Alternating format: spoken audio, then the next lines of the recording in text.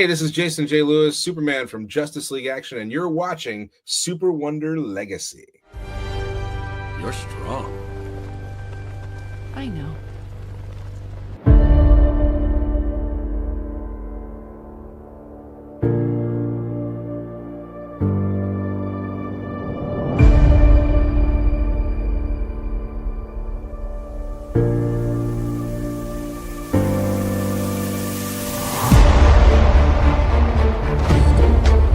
Are you a sight for sore eyes? It's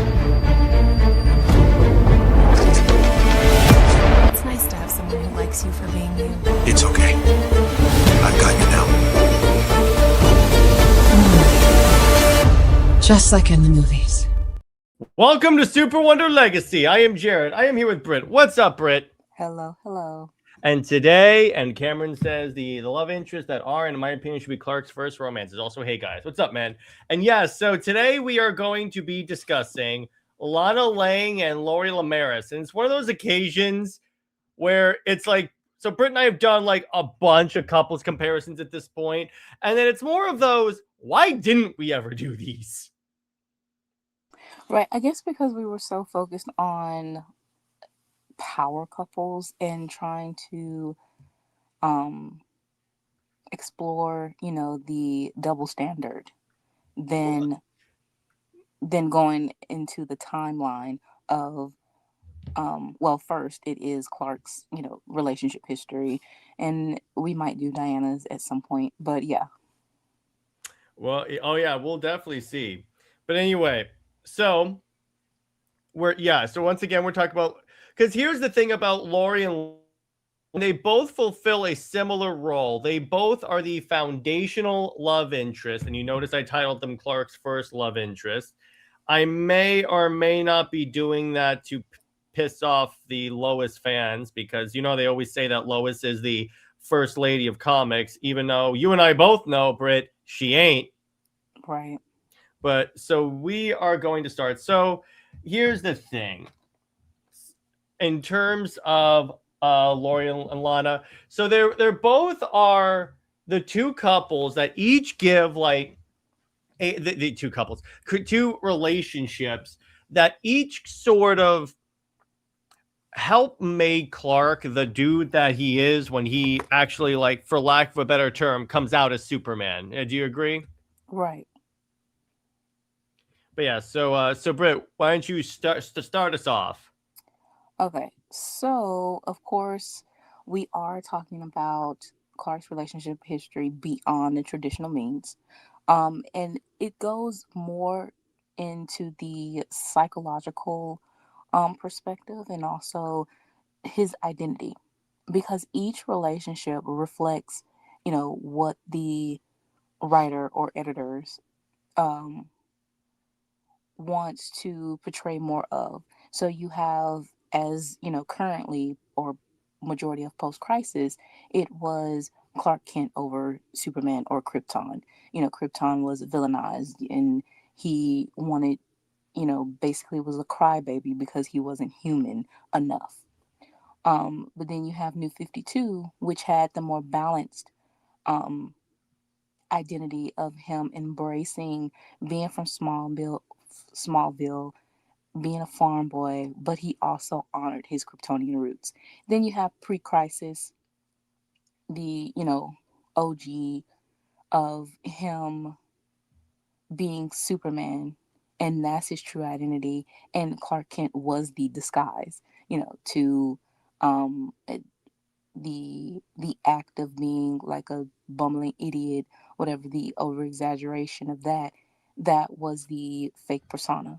So, you know, for almost 90 years, DC has struggled with how to have that balancing act. We see glimpses of it, you know, at some points, but they don't stick with it. So, with what we're doing with this is showing how they have the right components with the relationships and how these characters are to progress with relationships, with character development and everything like that. But DC won't allow it. And how these, well, for us, three women, are very important to Clark's life because they actually have meaning as that character progression for him.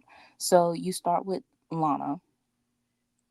She is, that first love, childhood best friend, childhood sweetheart. And with her, it's like it's the coming of age, story. Yeah. Yeah, of Then course. with Lori, that is midways. He's not a teenager, but he's just now coming into that adult phase. To now, it's like, which direction does he go in? And then with Diana, this is more of the mature. He's ready to embrace who he is supposed to be.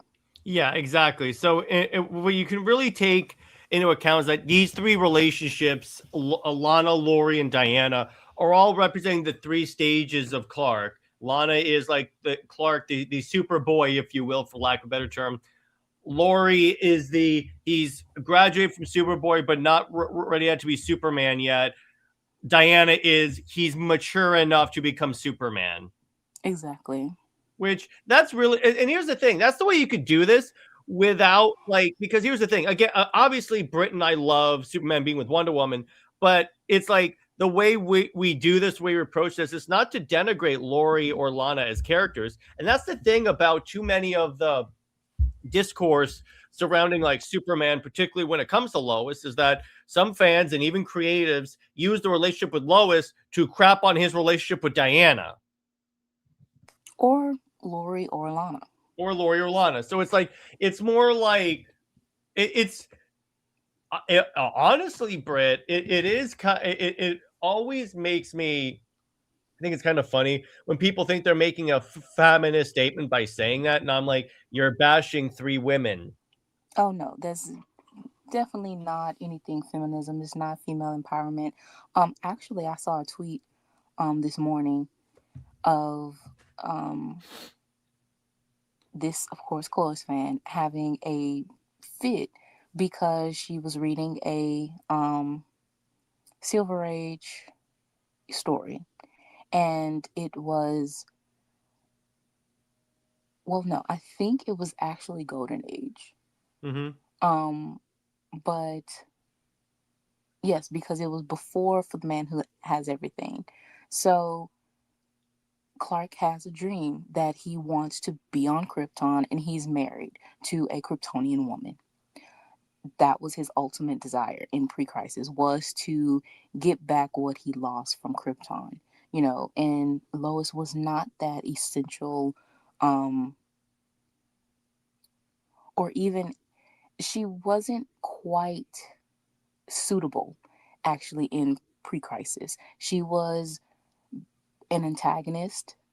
She was the way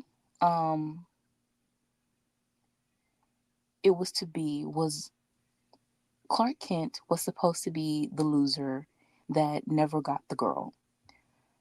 But the girl ignored him until he became Superman. And that's what Lois represented.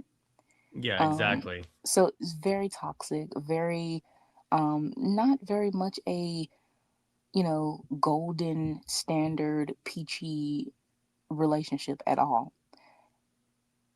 It wasn't until the Bronze Age that they tried to make Lois like this suitable romance, and at the same time they bashed other relationships that were far more interesting and developed. That's pretty much why we don't see Clark around other female characters anymore, even with Diana or Lana being his best friends.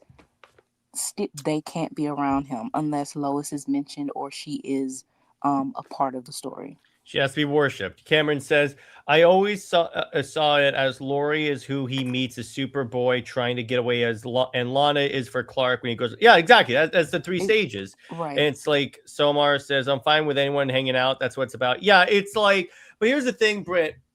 I've always said that if you have to tear down other characters to prop someone out, there's something wrong with the character you're trying to prop up. Exactly. There just is. They're just, you shouldn't, the love interest, or like in this case, I'm not even going to call like these characters love interests because they're characters in and of themselves, especially Diana. They should be able to operate on their own. The problem is Lois is for the longest time been like had that identity of being the one Superman saves, that she'll never escape the identity of a Superman supporting character. It's why there can never be a Steve Trevor book as well. Right. And okay, just as Greg Rucka had the Lois Lane book, mini book, which but at later the turned same into a time, question book. well, okay, that proves my point. That Lois's story is so, I wouldn't say empty because you can do things with her. It's just so um surface level. This might be something else, to be said about it, but and uninteresting that you can't just focus on her. It has to be where Superman has to come up somewhere. Even Dan Jurgens, he's doing a Batman book, like a Golden Age Batman book, and Lois is guest starring. But again, Superman had to save her and be in the book. So no, Lois can't be by herself. Superman has to be mentioned, or they have to be a pair or something like that. And it does not, again, invoke any type of female empowerment, female independence, or anything like that. It's not. Exactly. So let's start with the nature of the relationship. So yeah, as we said, it's like Lana is the childhood sweetheart that he meets in Smallville in high school. And even Mark Waid is doing a lot with the Lori relationship in high school, because he's doing the whole thing where Lori is in love with Superboy, but doesn't know yet who Lana. Clark is. Lana is in love with Superboy, but doesn't know who Clark is. So he's playing around with that type of storyline, which I think is actually kind of cool. And yeah, I like this idea. I also like the idea of Lana because she is the person that Superman, that Clark, I keep calling Superman, but I guess the same thing, that Superman tells who he is. Right. I would say that, how people, of course, the detractors would say that Clark and Diana are the quarterback and the cheerleader. Oh yeah. Well, this is exactly that. Um, Lana was the cheerleader. Clark was the quarterback in post crisis. Um, this is that hallmark type story that they wanted. Even in Smallville, I know I didn't really pay attention to it. From Good for you. I think let me see, the last season of it. This is when so that was 2011. Mm-hmm. And I just was never like, as I said, I got into comics probably around that time, 2012, 2013. And the show was ending at that time as well, or it had ended or whatever. And I still was never interested to watch it, even though, with wanting to see Man of Steel, or read Justice League, or Superman and Wonder Woman was coming out. I think I watched the show around 2015. Mm-hmm. I think 2015, 2016. And yeah, that was not a good show. I know that Nope, it wasn't. I know that it is praised by a certain, subsection, because that is their first Superman. Or It, but it's a red flag for me when the ads for the show are like great sex, great Lex. yeah, it was kind of like, okay, so Clark is supposed to be like 14, 15 in here, and you're talking about great sex. Also, what's the problem with that movie? You ever notice how the actors from Smallville won't stop? It's like they're like, oh, Tom Welling was like, I could play Batman and in the DCU, and I go, Tom, you weren't even TV Superman because you weren't even wearing the suit. Back it off, bro. The problem with Smallville, Britt, is that, so you're telling me before he becomes Superman, he's already fought Doomsday? Yeah, I didn't so much as binge watch it. I actually had a friend that told me, just watch a couple of episodes. So he gave me, with each season gave me specific, episodes to watch. Every one of them it was okay at the beginning to know the origin and everything, but after like half of the second season, I was like, okay, this is boring and I'm not interested.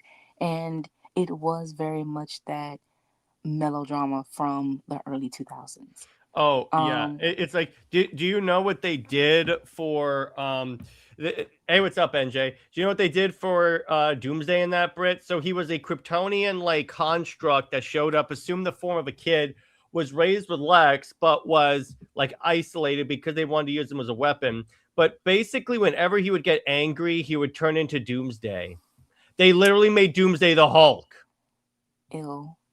Oh, Okay. oh, and it got there was one. What if Clark was raised by Lionel Luthor, so he became Clark Luthor? I'm like, well, this is And stupid as hell. The other problem, Britt. So I understand that there were like other things. There like other factors beyond this, but see, you had like the Wonder Twins, Booster Gold show up, the Legion show up, but no reference to Bruce Wayne or an Amazonian. I know that Lois was in Amazonian armor, but for like a Halloween thing, but that doesn't count because that's stupid. But it's like, I'm like, what? another thing is how they wanted to incorporate, everyone is from Smallville. Oh yeah, that's the other thing. This is where they tried to intimate that the Kryptonians were evil, but they got such backlash that they had to retcon it out. Take lessons, Gun. Crazy. Yeah, so I believe, with seeing some of the drama on Twitter and everything recently, the fan base goes back and forth, pretends to be shocked. And how the Lana actress and her character in general was treated. When they wanted to make Lois Endgame, I think around season 8, that is when, Lana really, her character was regressed. And it was a lot of antagonistic behavior from Clark, basically like a whole 180 in a sense, but it was still very much that Lana was the one that he wanted, but they wanted to end it in a contrived way. Like she had to leave. I think she had kryptonite on her or something. So it made them physically not be able to be together. In order for him to move on to Lois. And then the fact that Lois was like older, but she was held back or something like that to make her, have ties to Smallville. And Yeah. um Oh, do you know it was just that things at like that. one point Lana married Lex Luthor? Yeah, it was just things like that that were very it was unnecessary for you to, instead of developing a relationship properly, and if it doesn't work, it doesn't work, so you move on. But first of all, the name of the show is Smallville. This is a coming of age story, so it really should have ended when Clark graduated. Yeah, and then all of a sudden it's like, oh, now he's in Metropolis with the Justice League, and I'm like, what? Yeah, Oh, did you see their Hawkman? He literally does a Batman voice. I'm glad I did not So see they much of team that. up. The league teams up, and this is where the idea of Green Arrow using a voice changer came from, because Green Arrow uses that, except instead of a bow and arrow, he used a crossbow pistol. But so he's on the rooftop, and literally Hawkman, when he's with the mask, is like, "Do you see anything, Green Arrow?" And I'm like, "What the? You should have seen me when that started." I was like, "Is all of a sudden Batman in the show?" It's legit. He's doing almost like the Christian Bale Bat voice.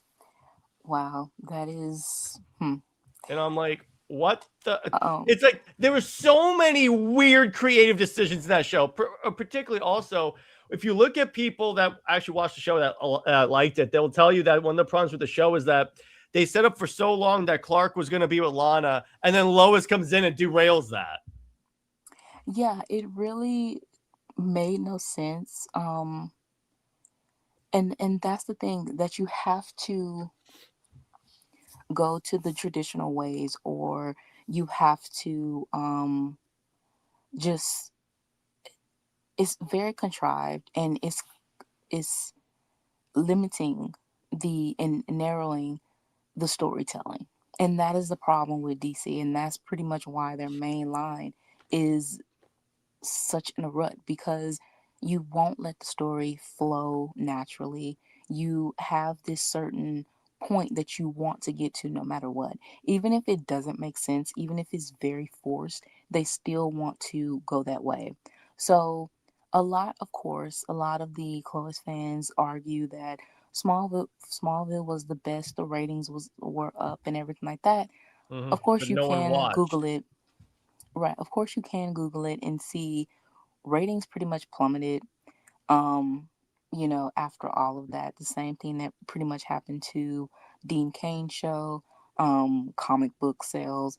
So Close is not that sales juggernaut that they want to make it seem like it is. Exactly. Remember when it was revealed that the CW never made money? Right. That Mm-hmm. that was very interesting. So Never. yeah, it's very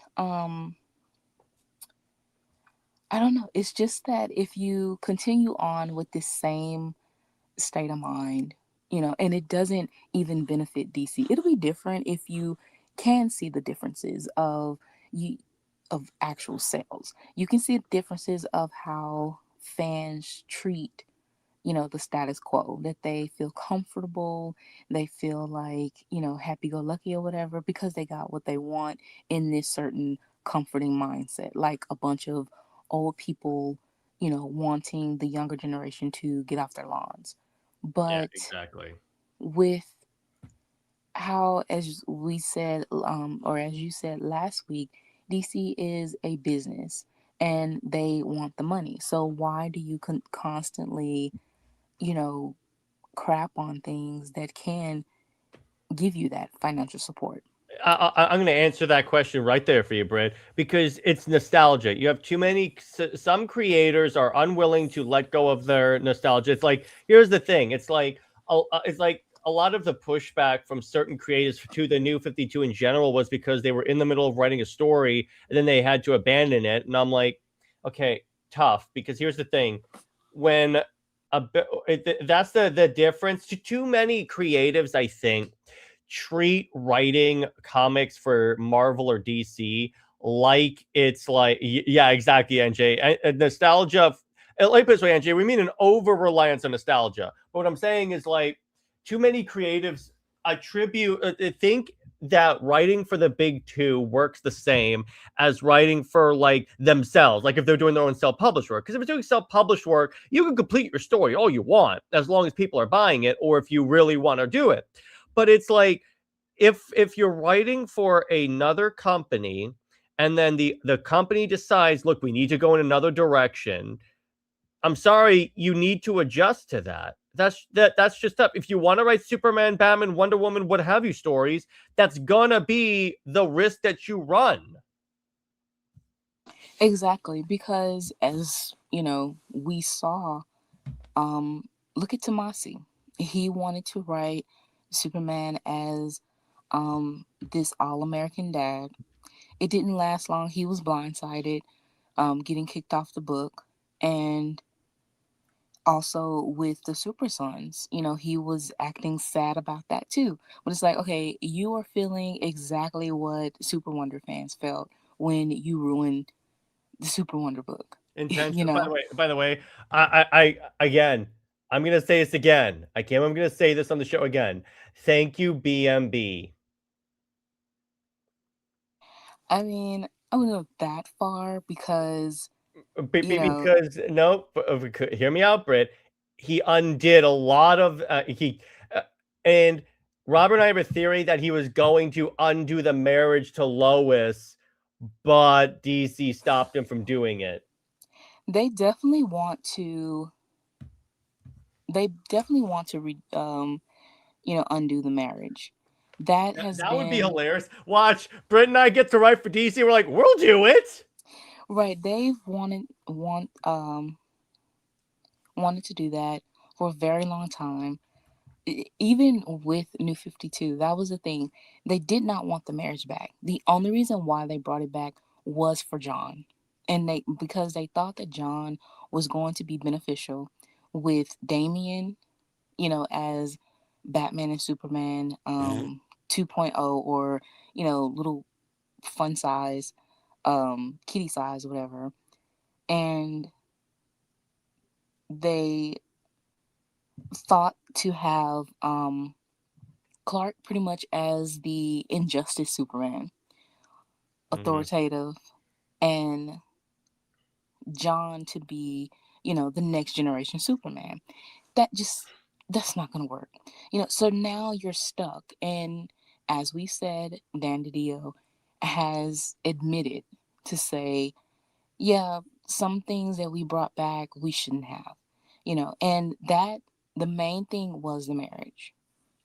Oh yeah, 100%. It's like even that was one of the factors that when they did the new, like you said, the New 52 reboot, and Jim Lee was clear on this. It was, let's get rid of the marriage, see what happens, and that's why Wonder Woman was the natural choice, because Jim Lee says, okay, we got rid of the marriage to Lois. Who's the logical choice? And it's like,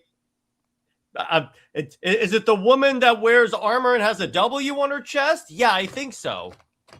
Right. And it wasn't so much as, put him in a permanent relationship with Diana, as, that was the point of letting go of Lois, because you're limiting. No, you could have had Clark and Diana really as a slow burn, as that best friends with benefits type relationship, that on and off thing. They could have played on it a little bit more.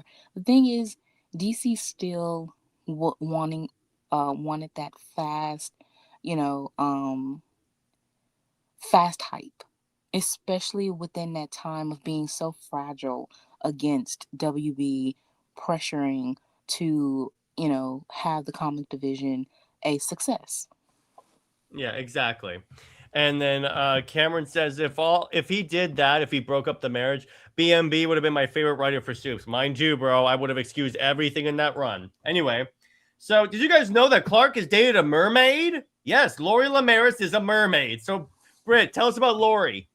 Okay, so yes, Lori is a mermaid, and I don't understand why, people um think that Lori is a problem. Why, because Clark is an alien.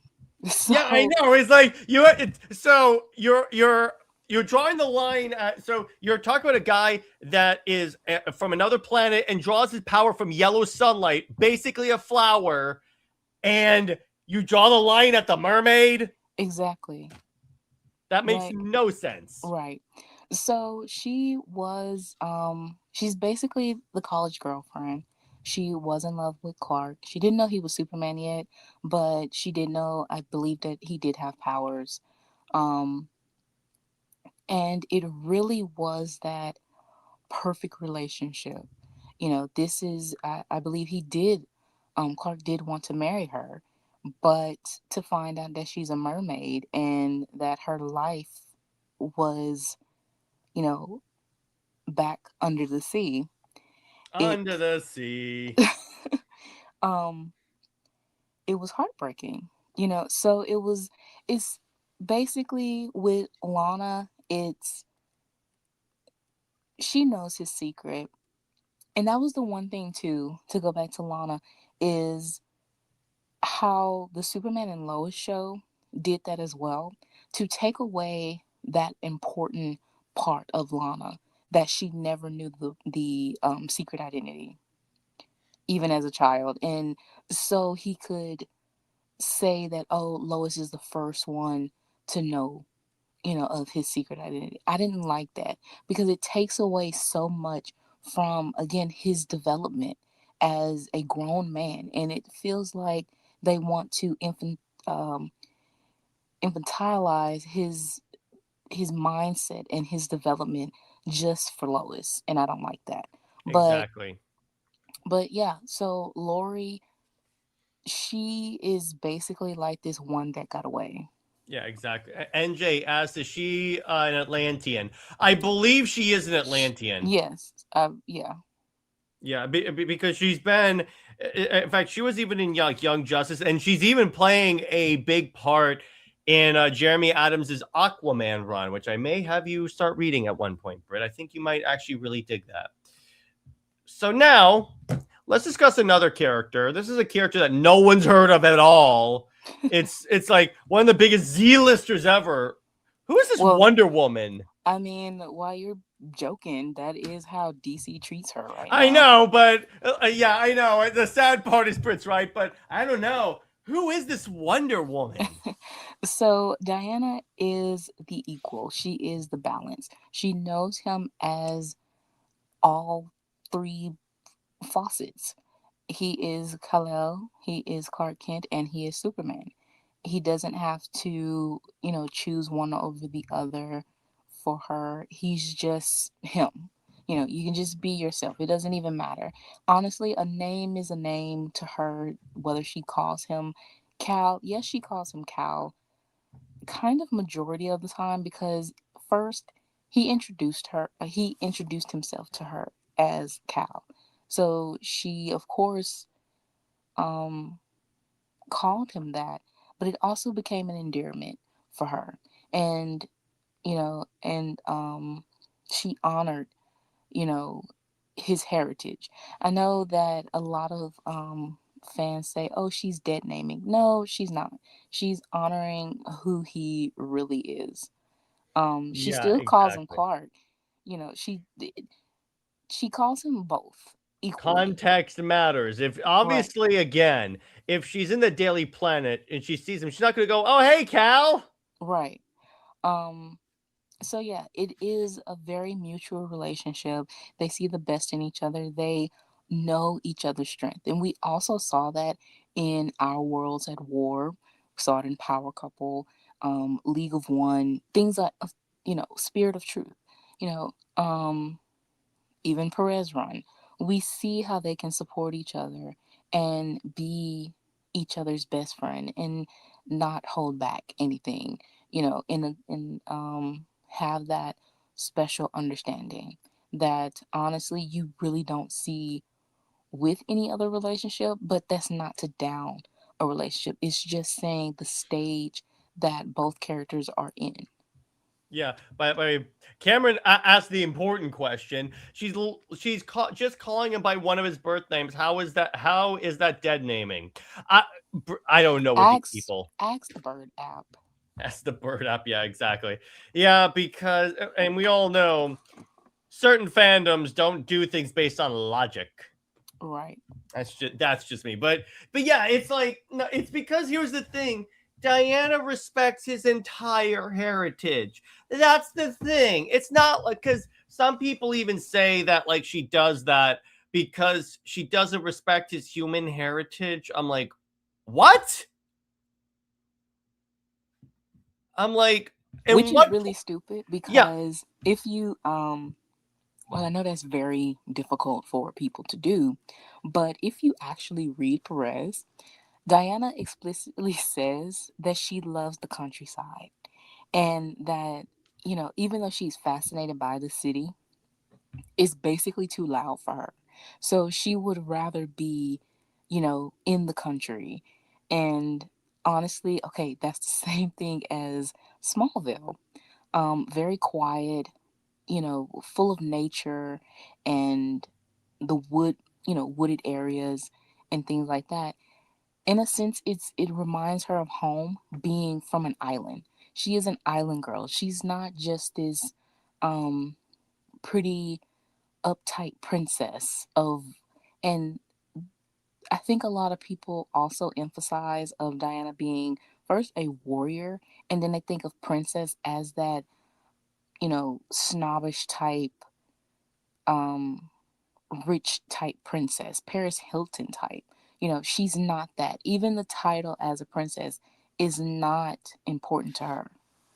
Well, yeah. The other thing is And that's from it's like it's almost like and again the fan base just here's again what I think it is again it's the fan base trying to like live out through Superman and like oh they always want to save the woman, so it's like okay so or like the female fans want to be saved by Superman.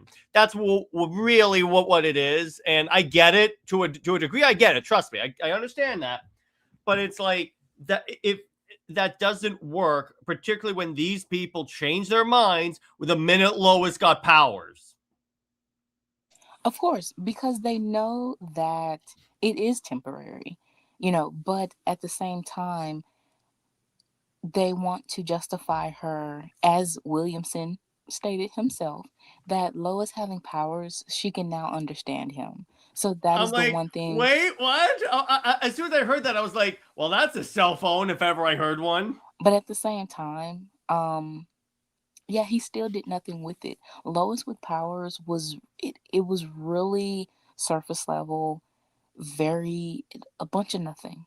It didn't really have any type of deep dive emotionally or anything like that. And even Clark, the fact that he was so happy that she did gain the powers, that he felt like, oh, we can do this and that, we can go to the moon, we can have dates that or days that he's always wanted. He felt now completely open. And it's like, okay, so you've been married, have a kid, and this is the first time you're actually open to your wife. Yeah, Like how long have they been married, Britt?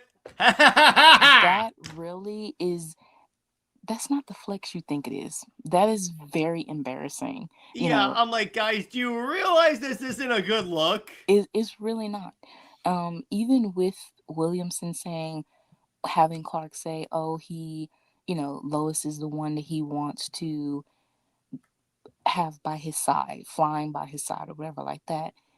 Okay, but the powers are very much temporary, and they're someone else's powers. And By honestly, implication, it's Zod. yeah, and Lois really, she's just a sidekick. She's not the true equal of, and it's very shallow because By speaking of shallow, NJ brings up a great point. Literally, in the most recent issue of Superman, Britt, Joshua Williamson has Superboy Prime call Lois his new best friend. it's so like, why? Like, it's cringe, Britt. It really is cringe. But all right, so let's talk about identity dynamics. So we have Lana Lang. So we'll start with Lana. So Britt, continue. Okay, so basically, this is for Lana.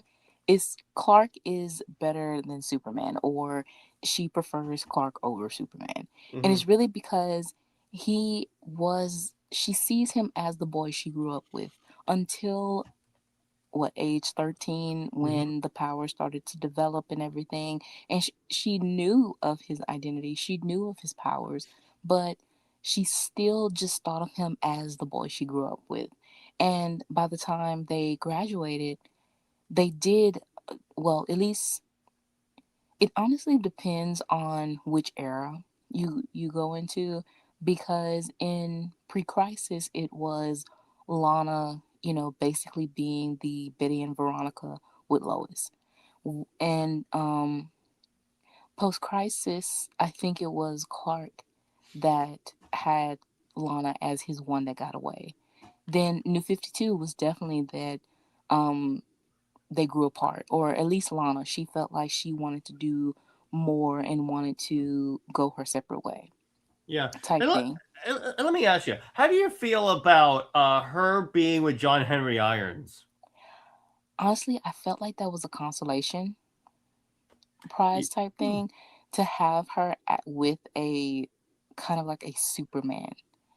Even though he is his own character as still, but he still has a derivative character of Superman. Yeah. So I don't know. It feels very contrived.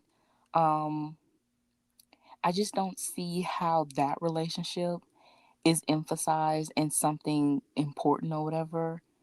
over Clark and Diana's from the New 52. It seems so empty, and even it still feels empty, but at the same time I think that they kept it for Lana to have another love interest. Yeah, exactly.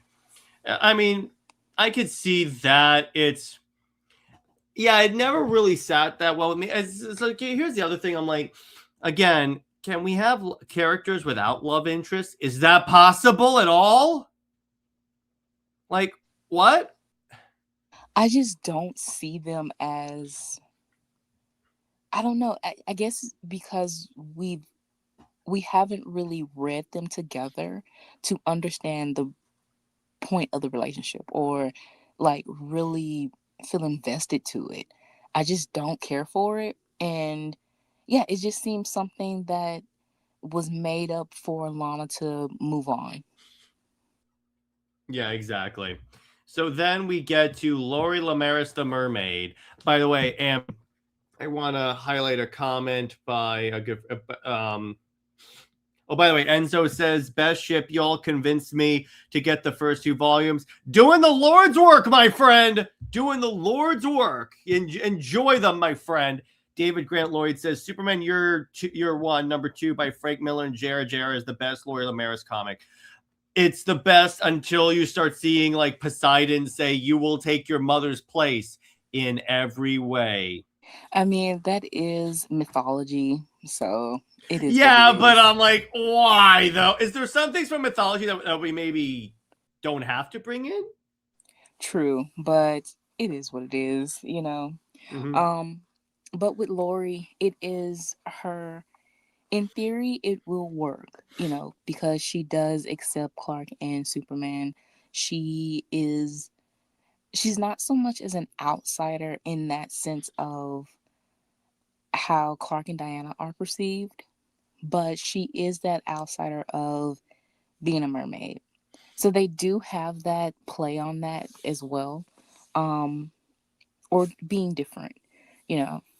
Um, but she is the one that got away. So basically, the reality of their backgrounds gets in the way of their relationship, and it is something that Clark has to, you know, realize and learn lessons from, because he grew up to be this boy that was isolated. And even if he was in love with Lana, she is from his childhood. She is, you know, attached to Clark. Lori, she is midways attached to both Clark and Superman, but she has her own life. You know, she has her own um well, I don't know what Lori does. I think she's married to, isn't she married to like a general or something? Lori, I do not remember. I I know, and think the last time I saw Lori, she was in the Aquaman book. she was in Wade's World's Finest book recently, Mm-hmm. and that whole crossover, she did kiss Clark and everything.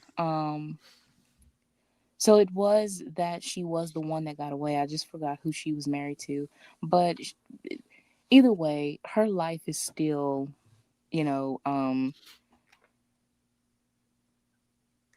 in the water.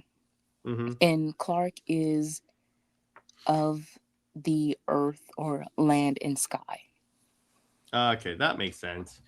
So yeah, it's like, again, I do find it hilarious how or interesting how, again, some of the most interesting love interests for Superman end up being characters that aren't air quote human. Isn't that funny, Britt?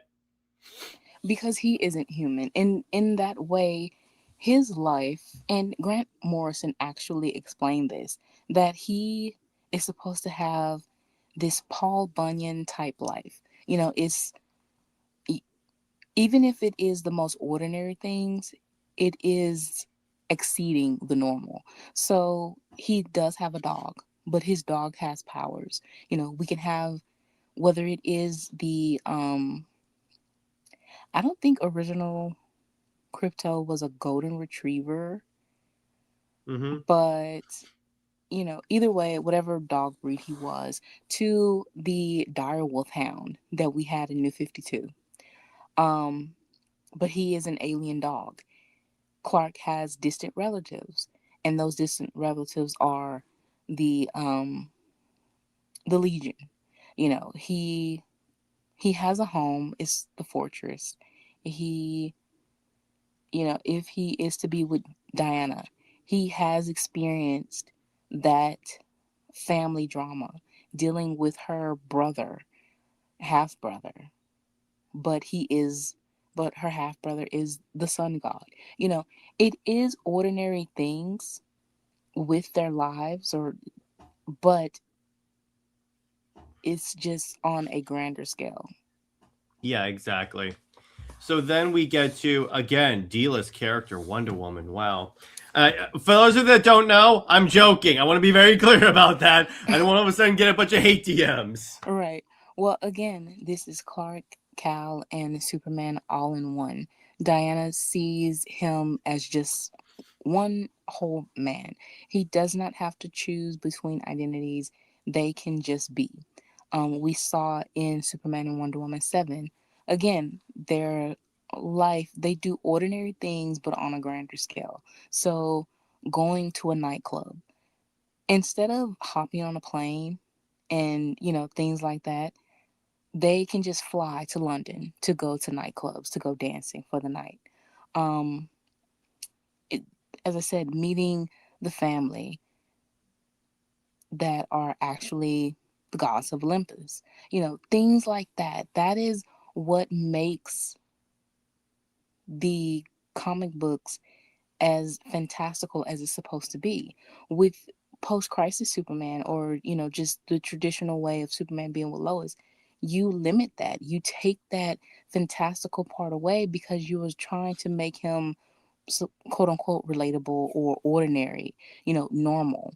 And that's just not what he's supposed to be. He is supposed to have these extraordinary experiences, not have them diluted to be just this regular guy. Yeah, exactly. And it's like, again, that's why I've always said to people, it's like the thing about Diana is like, oh yes, and NJT DC does see Wonder Woman as a D-lister, but anyway, it's like with Diana, you get to the point where like Diana like understands everything that that like Clark is, all of his identity. And I've always said that the problem with Lois is that Clark will always have to hold back a part of himself in order to exist, if you will. But with Diana, he doesn't have to. He can just be everybody because she can handle him being Clark Kent, obviously, and he can even teach her how to have like a secret identity and a life outside of the Justice League. But she can teach him not to like hide from him being Kryptonian. Exactly. Again, referencing to power couple, Diana knows Kryptonese. Like, that is something we just don't see with Lois. Exactly. Though the one time she was learning about Kryptonian culture was to write her own book, which would lead to aggrandizing her own name. Right. So everything she does is pretty much selfish. It's not to preserve Krypton or, learn more of Clark's heritage for herself as his wife. She wants it as a story. Yeah, exactly. So then we get to the editorial writers and fan reception. I'm sure it's all very solid, very kind, not gatekeeping at all, right, Britt? Right. I mean, fans are very fecal, flip floppy, and everything like that. So you have where Lana, she is accepted. Um, she's very much, but fans see her pretty much as this Silver Age, you know, um, as I said, Betty and Veronica type character. Mm-hmm. Um, she is to go back. She's used pretty much as that this is how Clark was at, in Smallville as a boy. This is his Superman, Superboy adventure type thing. She's the girl next door. Things like that. Yeah, exactly. And and here's the thing. It's like I do see that like fans are overall like a little bit more like accepting of Lana, particularly since it's seen as like a temporary thing. But honestly, here's the thing: a lot of fans seem to see her more as just this as just the stepping stone to Lois, and I'm like, well, that is very like Exactly. problematic. Exactly. Because Lana isn't an A-list character. She is the B-list and just that supporting character. She's also within the franchise. So she does have a specific role and they are fine with that. But the thing is, jumping ahead with Diana, she is unpredictable of how she, turns the status quo and just the whole both, you know, um mythos on their heads. Mm-hmm. Yeah, it's like this is why I say the like overall Clois fandom. It's not a Superman fandom. It's just a Lois fandom. That's all it is. Right. And I mean, it's fine if you like the traditional relationships, Yeah. but at the same time, people can like other relationships, can go outside of um tradition. That is how the world evolves. Is when break away from traditional aspects. It's so many like real world things have changed over time, obviously. So why not storytelling? Oh yeah, 100%. And again, it's like Superman has changed many times since like his inception in 38. So it's like why all of a sudden is post-crisis Superman this holy relic that we cannot touch? Yeah, it's really just, I don't know. It just feels like that stagnation of saying, what shouldn't be touched is just so counterproductive. Yeah, it's like no, there are certain things that have to be changed and updated. But anyway, so then we get to Lori Lemaris, the fan reception, because it's the fact that again, it's the temporary relationship, or if you could call it a relationship, because did they really have a relationship? I know we'll get into it later, but like preview. Yeah, I think so. In his first 2 years of college, I believe that they were in a relationship to the point where Clark wanted to marry her. Yeah. Oh, okay, okay, cool, cool. But yeah, it's like but again, another stepping stone to Lois. I'm not calling her that. They're referring to her as that. And I'm like, then just don't talk about the character then. It's really that simple. Yeah, but you know, again, traditionalists, they are going to, do everything they can to prop up what they, think should be. And I get it to a certain degree because everyone thinks that like their era is the best era, but it's like at least with New 52, Britt and I have the sales figure to back it up because let's just remember post crisis inevitably led to the company being in such a like financial issue that they had to pull the reboot ripcord. Exactly.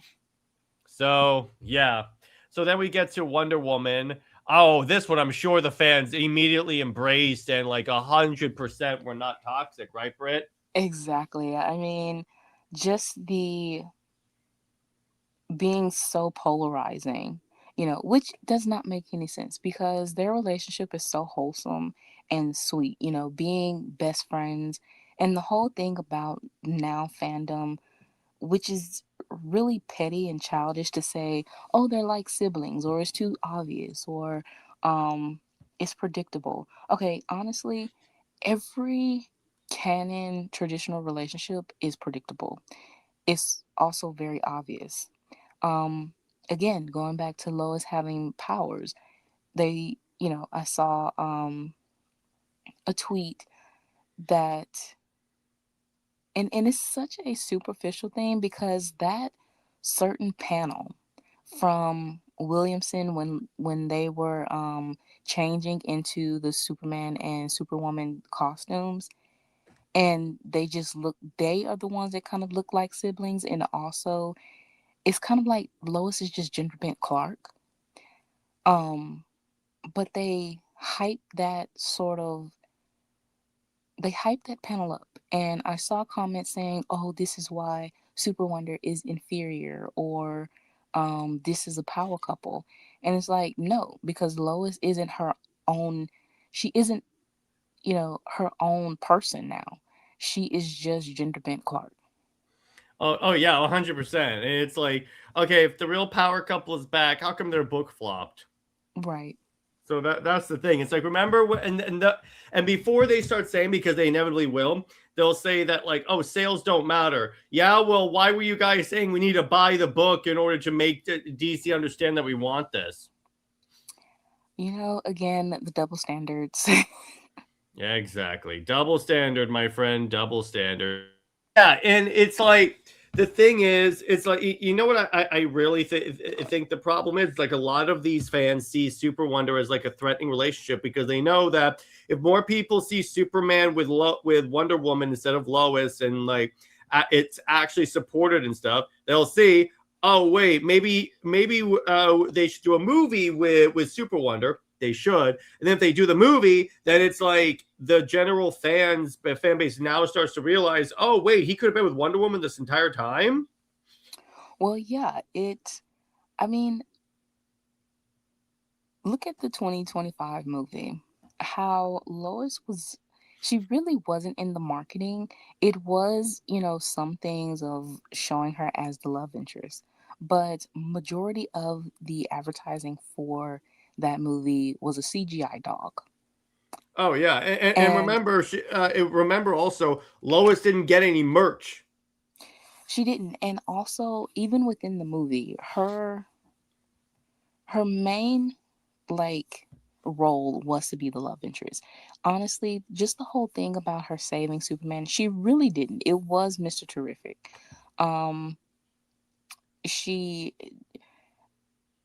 also, who cracked the case, against Lex Luthor? I think it was Jimmy. And his, girlfriend. So Lois really did not have much of a significant role. I mean, she didn't even interact with Lex. Her whole thing was to be a love interest.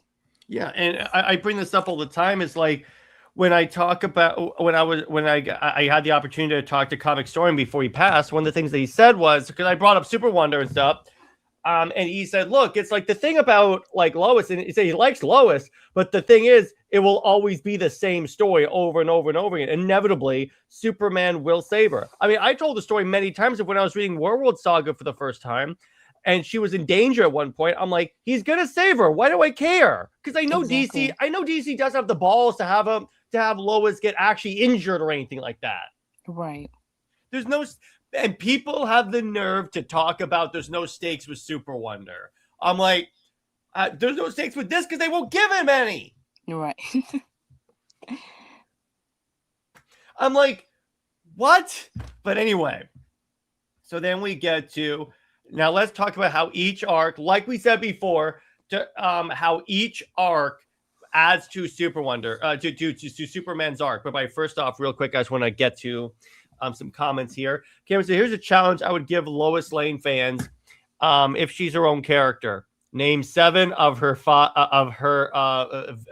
name 5 of her villains. She has none because if anyone's an enemy of Lois, they're probably just an enemy of Superman trying to get to Lois. So it's like, exactly. and also Cameron says, also, when you have a wife that fights by your side, that I've long said that if I had to write a Superman identity reveal, he reveals his identity to the world, I would have it where the super villains of Superman are like, oh my gosh, he's Clark Kent. quick, we can go take out his entire family. And then one of them pipes in and goes, he's married to Wonder Woman. Perhaps we shouldn't piss off the Amazon.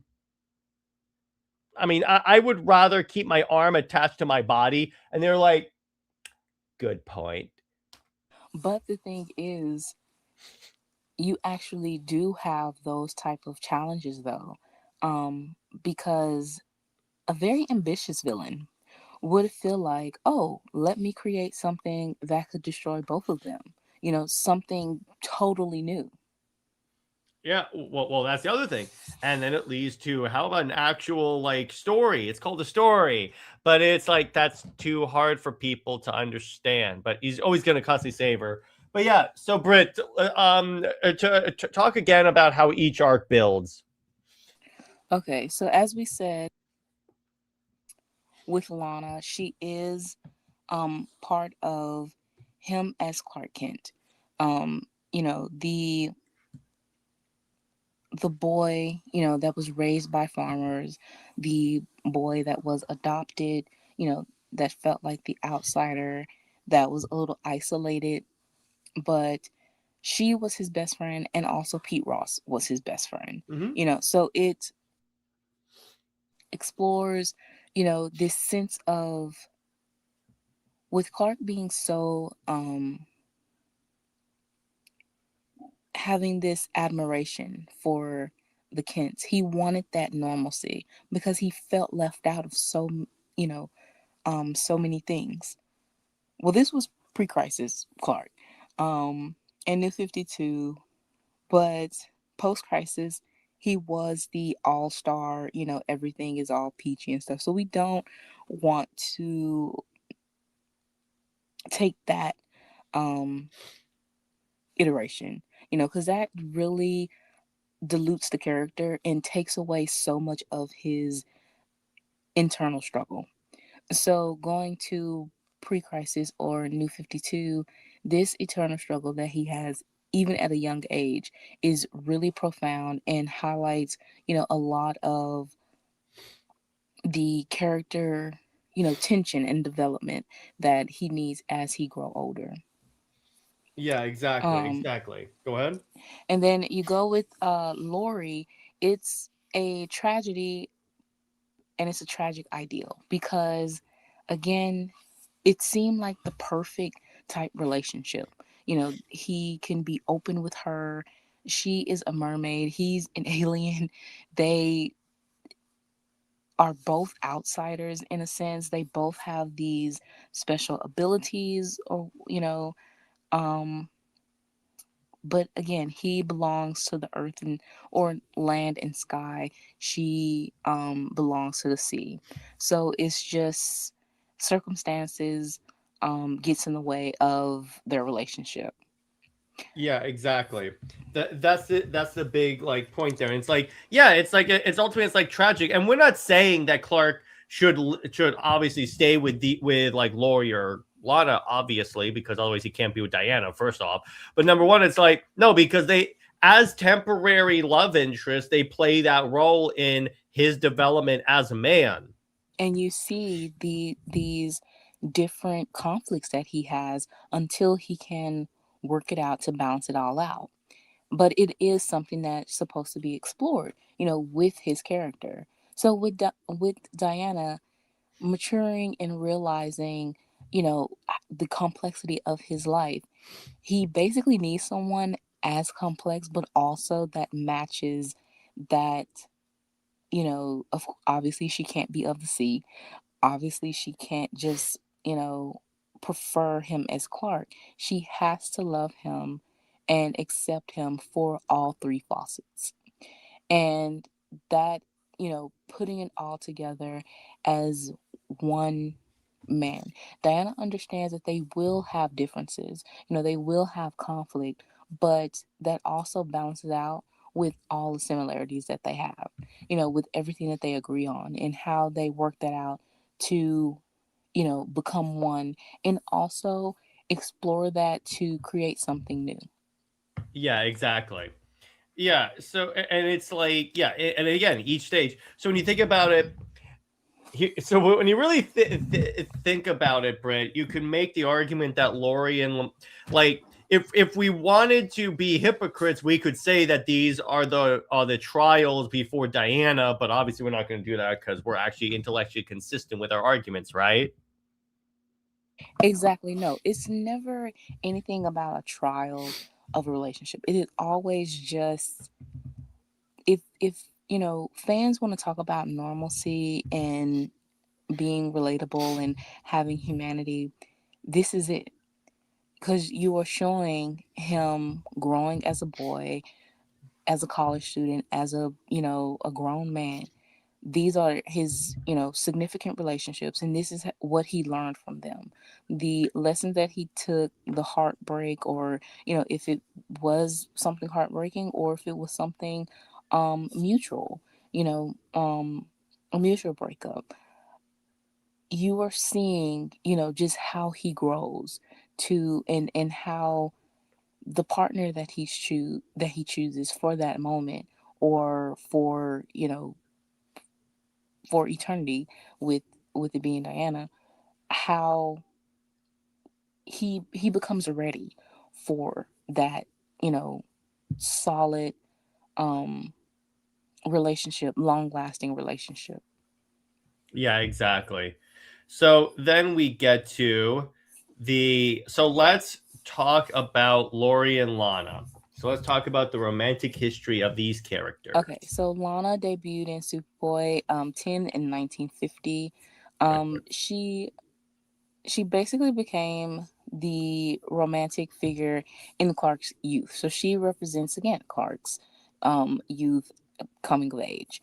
She is the childhood best friend. She was, again, it really depends on which era. She was emotionally close to Clark. She knew his identity sometimes, but it was also that Clark um, longed for her, just as Wade is writing now in the Action Comics, that is the dual identity, um, triangle of two type thing. Um, and that works for what it is. Again, a totally different or totally new relationship at a younger age, to teach him or to show him that, okay, if you aren't to be with Lana, you know even if you think you're going to marry her or whatever, yeah, reality is going to slap you in the face, and no, it's not going to work. Or even if you try to down the road, because your life becomes evolved to something so different that you can't hold on to what you perceive as the normalcy of Smallville. It's just too, in a sense, it's too small. Yeah, exactly. But then you get to that good old series called Superman's Girlfriend, Lois Lane. I love when people say, well, okay, real quick. I love when people try and say that Lois had a successful comic book series, but ignore the fact that it's titled Superman's Girlfriend, Lois Lane. And the whole premise is her getting into, real problematic sexist BS. Oh, you mean like Lois wearing blackface? Right, just for Superman to marry her. Like, yes, ladies and gents, Lois did blackface. Right. Yeah, it's very tone deaf, very tone deaf. So in the Silver Age, she actually becomes, kind of a romantic rival with Lois to his adulthood. Again, the whole Betty and Veronica type thing, but pretty much worse. Yeah, it's like it's Lana was always essentially what it is. The DC used Lana to have a cat fight with Lois. It seems like that's what this is ultimately. I mean, look at the cover on the right. Right, and what they also did was, how they used to send fan letters, and a fan did ask, would Lana be his in game or whatever, and the editor pretty much answered, well, look at the title of the book. it says Superman girlfriend. So obviously the end game, because of the title of the book, it is to be Lois. So you're basically again using a female character, and majority of the female characters who were in certain issues, it was to prop up Lois as the one and only love interest. Yeah, exactly. And I'm like, well, I prefer my Superman not dating someone that used blackface. I'm just gonna tell you that right there. So then you get to post-crisis reinterpretation, which this is the one where it's like it's more like, okay, she was someone he dated in the past, but that's like in many ways, post-crisis kind of like made Lana out to be lesser than she was, if that makes sense. What do you think? Sorry, mute. That's all good. Yeah, Lana was supposed to be his one true love. That is what Byrne wanted. Barn. He wanted Lana to be, you know, Clark Kent's, you know, um, girl next door, high school sweetheart, pretty much that Martha 2.0. And honestly, it's kind of like, no, that is not who she was supposed to be. But of course, that did not happen once they wanted to be serious about Lois.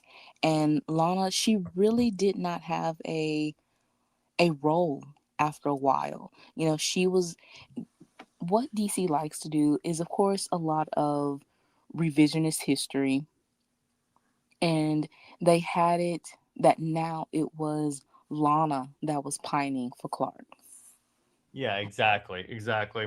And it's like, isn't it also that like Mark Waid even likes more of the love triangle between Lana, Clark, and Lois?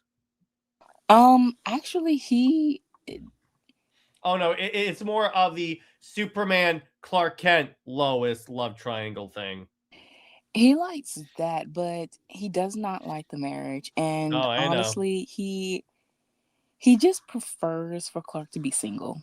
Like, he can do any love interest. It's just he wants him single and not married. Yeah, exactly. Exactly. Which I'm like, that's the way most, but honestly, nowadays, it really looks like that's the way most content creators really want that to be. And that's the funny part about it. It's like so many, the big creators, because here's the other thing about like, some fans, they all of a sudden look at the opinions of like certain content creators. Like Grant Morrison commented on James Gunn's Superman movie, and he liked it. They liked it, and they thought that it was like the best Superman movie that's ever been done. It wasn't, but whatever. But then they're like, oh, if Grant Morrison has his opinion, who are we to argue with him? So I'm like, so you are not allowing yourself to have your own opinion just because. Now you could take Grant Morrison's opinion and say, okay, you can give it some weight, but it's not like you could say that like Lois, not Lois. It's not like you could say, hey, you're not allowed to argue with it because Grant Morrison likes the movie. I'm like, no. By the way, the funny part, Grant Morrison absolutely eviscerated the Kryptonians are evil thing, because he said a problem with the movie is he didn't like that change because their version of Krypton was the idea that like it was like this like utopia of the past that through their own like inaction, that's why it blew up. But then he said they said the problem with Superman's character in that is that it seemed like he was very much like emotionally unstable the entire movie, and I'm like, yep, spot on. Well, yeah, he was very immature. Um, he didn't really learn a lot, from whatever he was going through. And also Morrison said that he had a lot of help with, fights and everything, and he wanted him to be, to grow and develop. and be like that powerful Superman. Because after all, what's up, John Jones? And after all, Superman, like, he wrote All Star Superman, where Superman was like one of the strongest. He was like at his strongest. I mean, even the whole speech was very much a crybaby speech. Yeah, yeah, that final speech, or like how he kept during the Lois interview, and people like trying to gas it up, but I'm like him constantly screaming at Lois, or like the interviewer. I'm like, that's gonna make you look real good to the people, Superman. Oh, and Cameron says the evil Kryptonians is gonna bite gun the ass, isn't it? Well, with the Netflix CEO admitting that Superman underperformed at the box office, what that means to me is what's probably going to happen is I wouldn't be surprised if, to get more people on board in Man of Tomorrow, he does have Brainiac say, yeah, and I like wrecked up that message that was supposed to be from Krypton. I influenced that. And I'm like, okay, I see. You're concerned now, aren't you? I think that Gunn definitely will be changing, certain things throughout um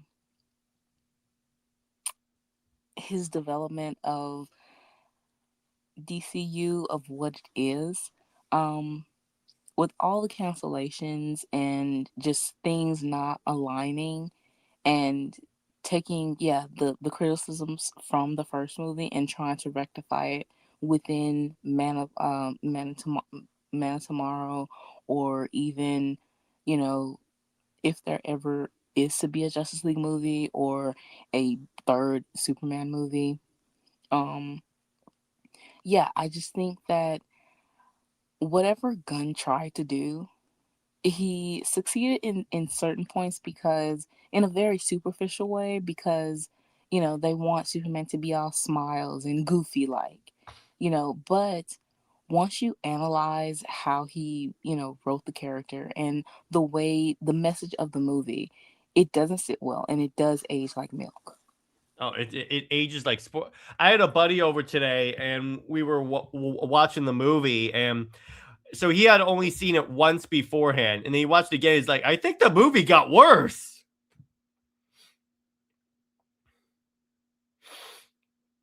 And I'm yeah like, sometimes interesting.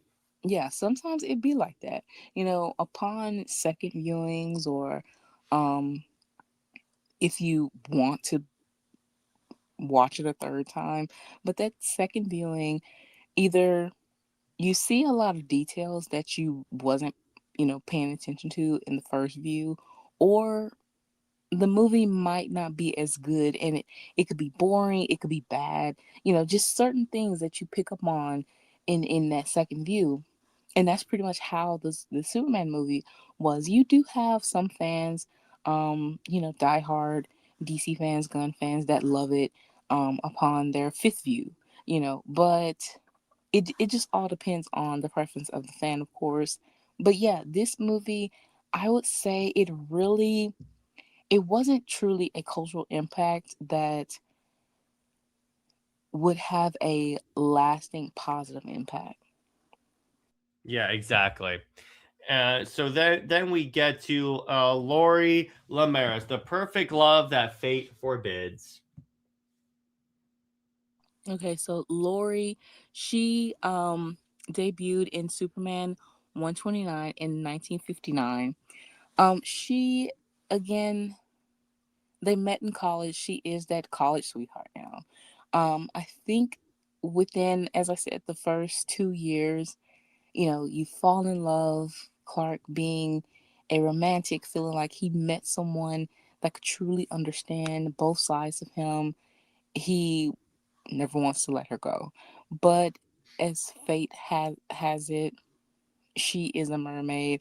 She can't stay on land, for too long.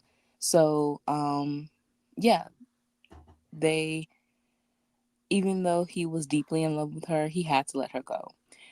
So it's very much a tragic love story, short lived, but their separation was inevitable. Yeah, exactly. I mean, yeah, it's one of those things, but it's not like here's the thing. Kudos to DC at the very least for not making it like they hate each other afterwards. It's more like no, they're going to be like they'll be like friends and stuff, but the whole romantic thing is no, it's not gonna be a thing.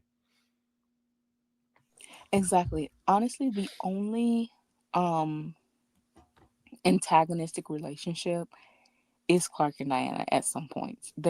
It's like they want them to disagree somehow, or just like how DCAMU, James Tucker, um, or Tomasi, had Clark in Death of Superman. His whole 180 against Diana. He was very antagonistic towards her just to prop up Lois. But Lori and Lana, no, they would never be antagonistic because it was a relationship of growth that it was inevitable that they would separate from. Yeah, exactly. So then you get to thematic importance. So again, um, with Lori, she is the one that felt like she was the one, of can have those types of crazy adventures with, do things in an extraordinary way, but it couldn't last long. And then with her appearances, of course, because she lives in the sea, you don't see her often. Yeah, exactly. Yeah, but that's why credit to Jeremy Adams. He's like, I'll just use her in Aquaman. That's the easiest book to fit her into. Right. And you can have um Clark, with certain team ups with Aquaman to see Lori, but it's still not they still can't have, that same romantic relationship. Yeah, exactly. It's not gonna like it'll never be like at the Diana level, but it's like okay, it was a fun thing, and it's like the other thing is like if Clark ever wanted to live in the sea, I could see this. It's not like it's a romance that's like I can see why they got rid of it. In other words, Right.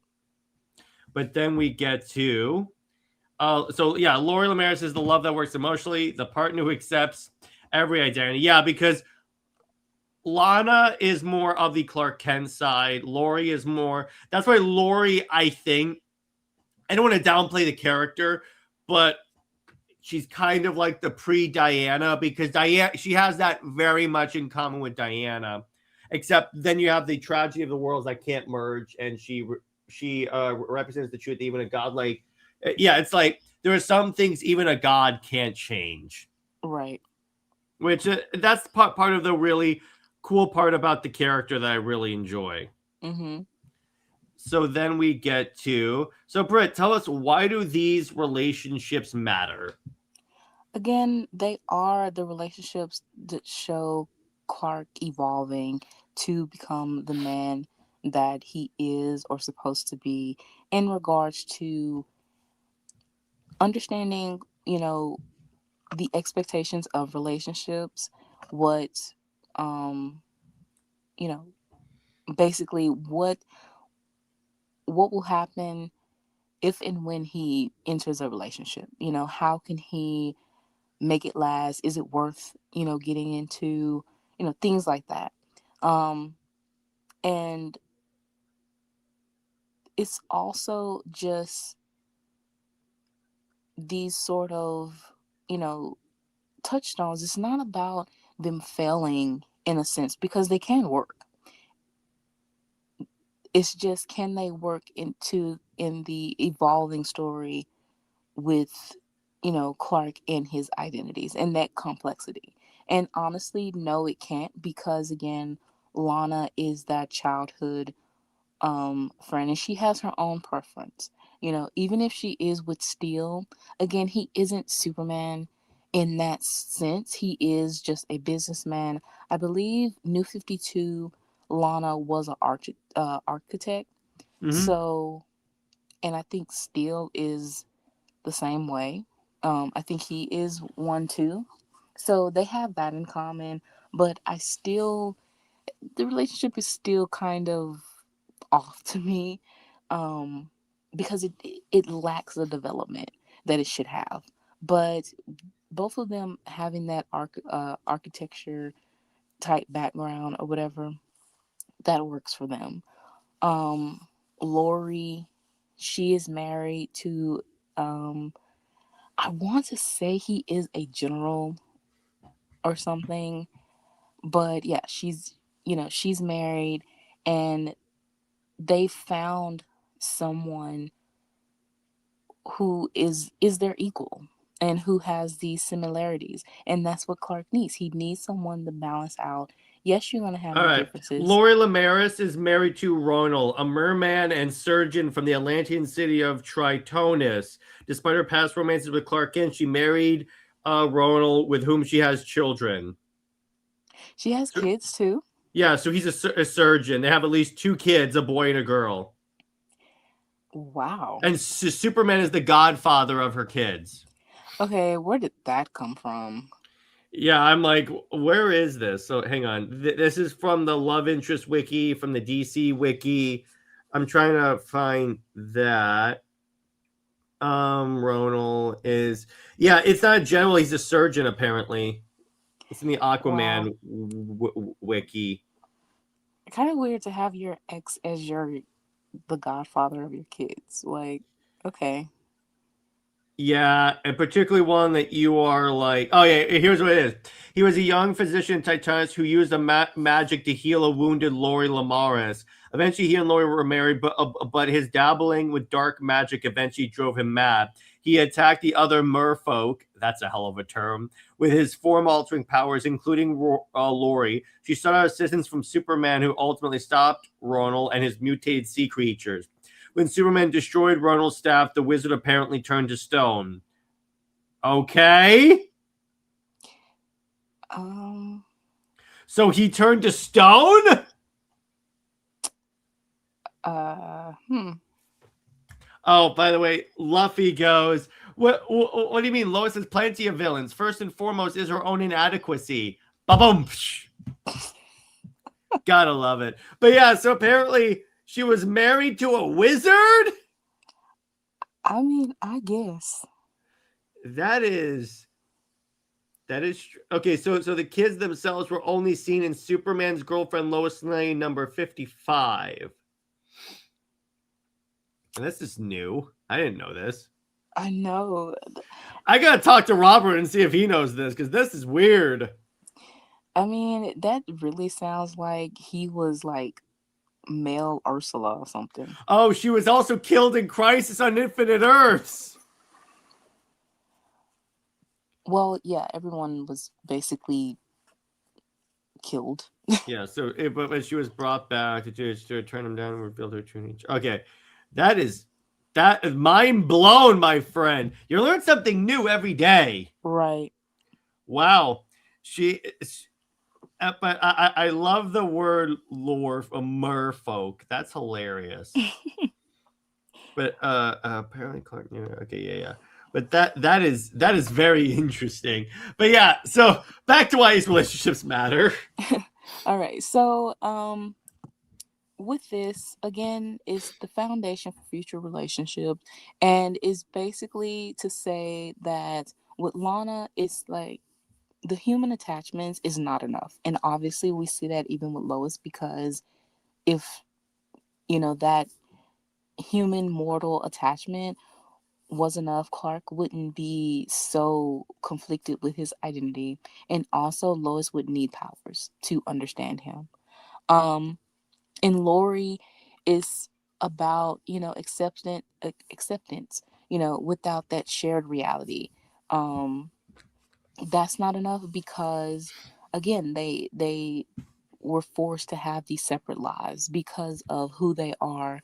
Even if they are both outsiders, it's still that they weren't the outsiders that can, come together and be that equal and the support that they need. Yeah, exactly. So then we get to the obviously the conclusion. The three awesome. By the way, Britt, I say what you want about Tomasi. I had to include the image in the top left. That is funny. I could not pass this off. Well, This is Cameron, Luffy, and Zed's favorite image right there. it very for this topic, yes, is it's necessary. Yeah, exactly. So, yeah, the conclusion, with each relationship, it is about, it's a trilogy of self-discovery, of Clark growing up, the coming of age, of who he is, and how,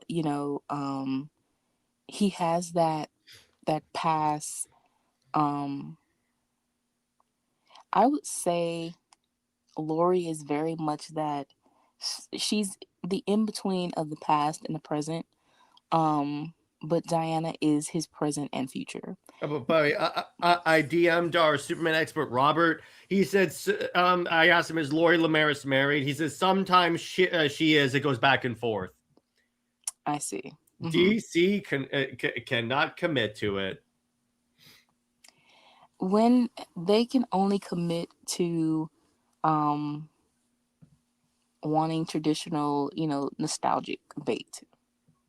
I see. Oh yeah, that's the commit part. But yeah, and then obviously again, now here's the fun part about Lori, Lana, and Diana. We don't have to denigrate any of these women because they both are awesome characters. Isn't that fun to have great characters? Exactly. You should have seen the hate I got when I did the why Wonder Woman's a better character than Lois video, which admittedly I did it intentionally. But it's like some people said, well, why compare them? They're two strong women who should support each other. And I'm like, Lois ain't strong. Like, well, it's not just the physical strong, but if you want to go with the intellectual, both. She's strong as in, very bullheaded and with the attitude, sure. But honestly, she has a lot of daddy issues, and that's pretty much why she's with Clark. To the way she bullies Clark is basically the projection of her father's neglect. Yeah, exactly. Exactly. But yeah, so now, as you guys know, Britt and I can't do comparisons without doing a fan story. So Britt, tell us about what makes us whole. Okay, so the core themes of this is identity, as a wholeness and not division, love without fear of the powers, home, versus destiny. That goes, of course, with Lori, and seeing the man behind the symbol and loving him anyway. This story is about belonging. Why it works? So it is basically a fusion of New 52, Justice League 12 through 14, and also Throne of Atlantis. It gives Lana and Lori, purpose and dignity, and give them now a voice about giving their perspective of Clark and who he is to them. And it also centers around Superman's identity. And it's not about, yes, he did make that sacrifice to let go of Lori, but now it's sort of more of how it can all balance out at the end. That even though he can't be with Lori, they can still be friends, and he can still see her on some occasions, but this is how they've grown to be, to have that sort of friendly type love now. And by the way, Britt, NJ asks, is her sister Lucy a better character? I think so. How about you? And she talked about Lucy Lane. I mean, Lucy's a non-character to me. I really don't know. In the portrayals that I've seen Lucy in, I would say she's a better character, but it's like to Britt's point, because DC doesn't do that much with her. That's probably why, because because it's like they don't push her as hard as they do Lois. So I guess that's kind of a good thing when you think about it. You know, one thing that was in New 52, and I think Dan Jurgens actually wrote this or drew it, of Lois trying to push Clark to date Lucy. So that's okay, but Diana's not. Oh, you Yeah, know why? Because it's Elaine. right. I must say, Britt, that's very lame. It is. I had to. So anyway, so let's talk about Act One. Okay, so we are going to Smallville. Clark brings Diana to Smallville as Clark Kent, not Superman. So there's no Justice League, no gods, no expectations, no nothing like that. It's just a simple meeting the parents. But Clark is visibly nervous, and Diana sees that. She's going into unfamiliar territory herself. Is to have this again very ordinary thing, but it's on a grander scale because of who they are. And it's the fact that Diana being in man's world is so different to her. So everything is so new, and she doesn't know how to place her feelings quite yet. So she's pretty much bouncing off of Clark. Mm-hmm. Um so she basically tells him though that he can be vulnerable. He doesn't have to put on a facade. He doesn't have to be strong or anything. You know, just whatever happens. But she still, is processing her own feelings, so they can just process them together. So when she is showing that kind of support, Clark is now able to relax. But he also has this realization that, wow, Diana is the one that really knows him, and she is like that calming factor that he's always needed. Um, then we go to meeting the Kents. So, of course, Jonathan and Martha welcome Diana with open arms, no hesitation. Martha, she sees Diana as this beautiful, you know, tall, statuesque woman. And yeah, she thinks of her as a goddess, but she still, treats her with that kindness and humbleness. And Jonathan, he's just kind of like, they're like, my boy did good. um, they they're not to meet Wonder Woman, they are to meet the woman that their son has fallen in love with.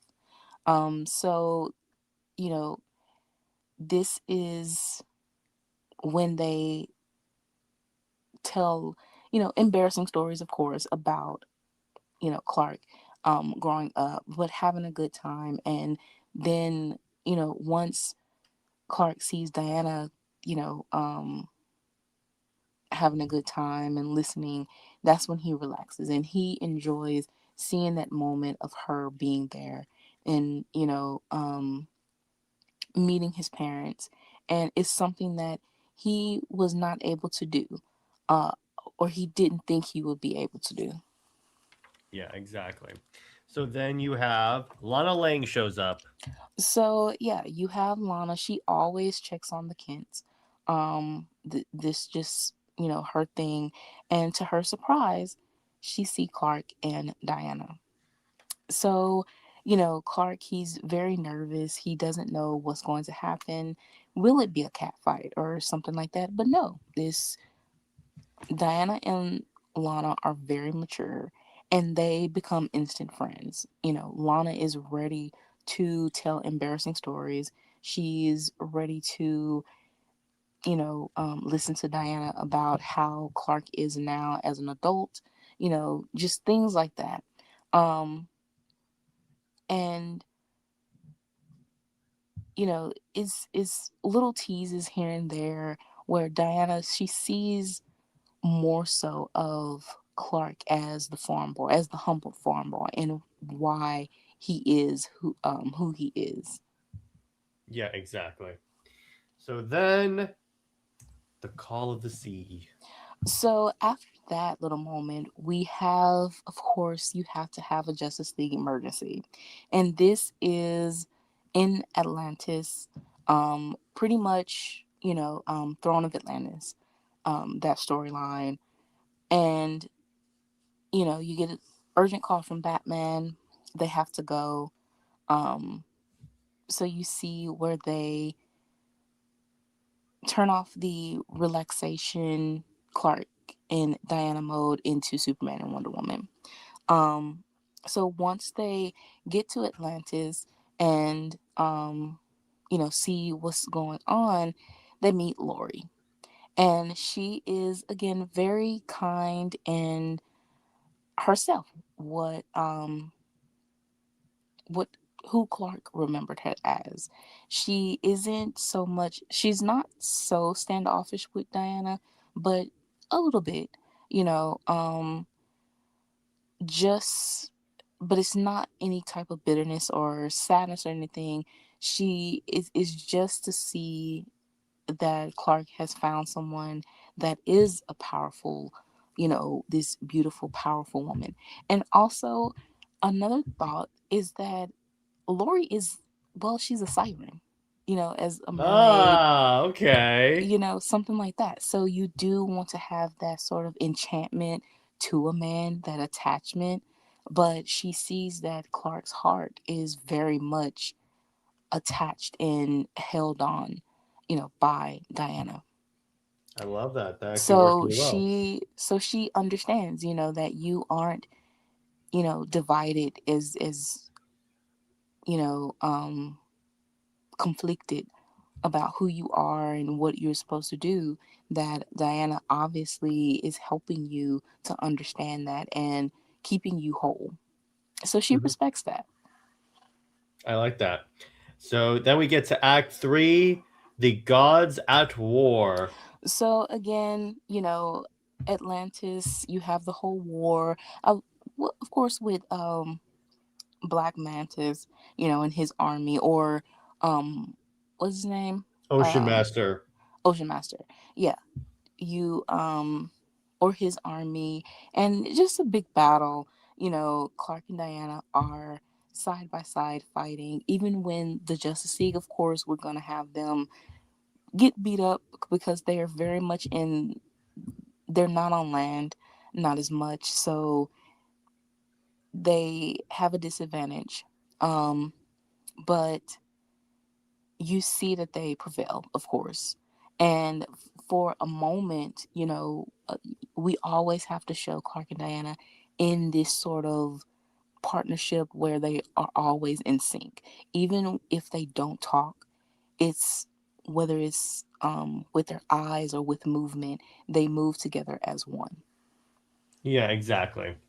And that's what I always love, and that's one of the things that I did when I wrote the action scenes for Shelter Chapter 1 is I like the idea that like Clark and Diana, even when they're just friends, they've trained together so much, they've sparred together that when they're fighting side by side, it is like they know each other's like moves and they know what the other one's going to do based upon the slightest move of their muscles. The other thing I really had fun doing was writing it where like it looks like if any untrained observer would be like, oh, they're just dancing. Exactly. Which is very poetic. Yeah, I figured. So then you get to Act 4, the choice, and again, I figured I picked the best image for this. Exactly. Yes, you did. So Clark, so after the whole crisis is averted, the war's over and everything, and also even at the end of Atlantis, when they are celebrating Arthur from, as he's being celebrated by the Atlanteans as well. You have this moment where Clark is also reflecting, and just that whole scene of um Clark realizing that Arthur so easily embraces that he is a man of two worlds, but he understands his duty and who he is to be. So he has to do that as well. And with Diana by his side, it's much easier. So he is able to reconcile everything that he's gone through in his life to be at the point that he's at now. So with Lana, he was Clark. Grew up as Clark Kent. The son of Jonathan and Martha Kent, and that's it. That's all. Um, until his power started to develop, and it became a little bit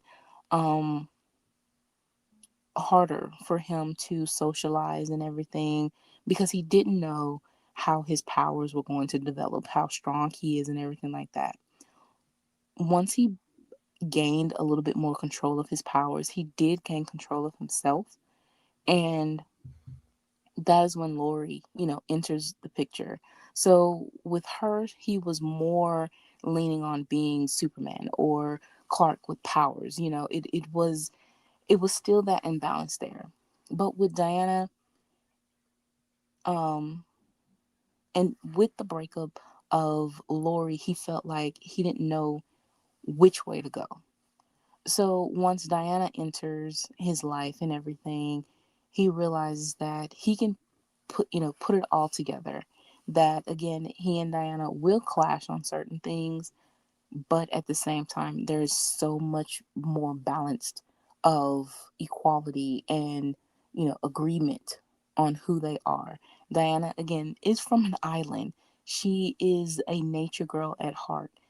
So it's very clear that the farm life and everything would be, suitable for her.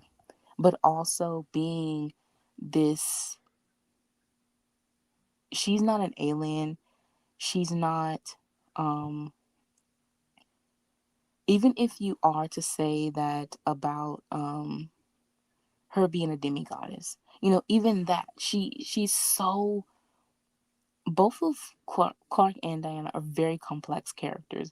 They are these simplified labels, but they aren't exactly that either. Because they don't belong to one world or two of this world or something like that. It's always split down the middle, and they are the in-betweeners. Yeah, exactly. Exactly. And I really appreciate that. So this one was really good as usual. It and I like how this is the first like crossover, if you will, story that didn't start with and a portal opens. Right. I mean, because we are in the same universe. Yeah, so it's like there's no reason for I mean, dark side, but still. But it's like, yeah, no portals this week. Maybe next time. But Right. so Britt, tell me what you thought of Green Lantern 15.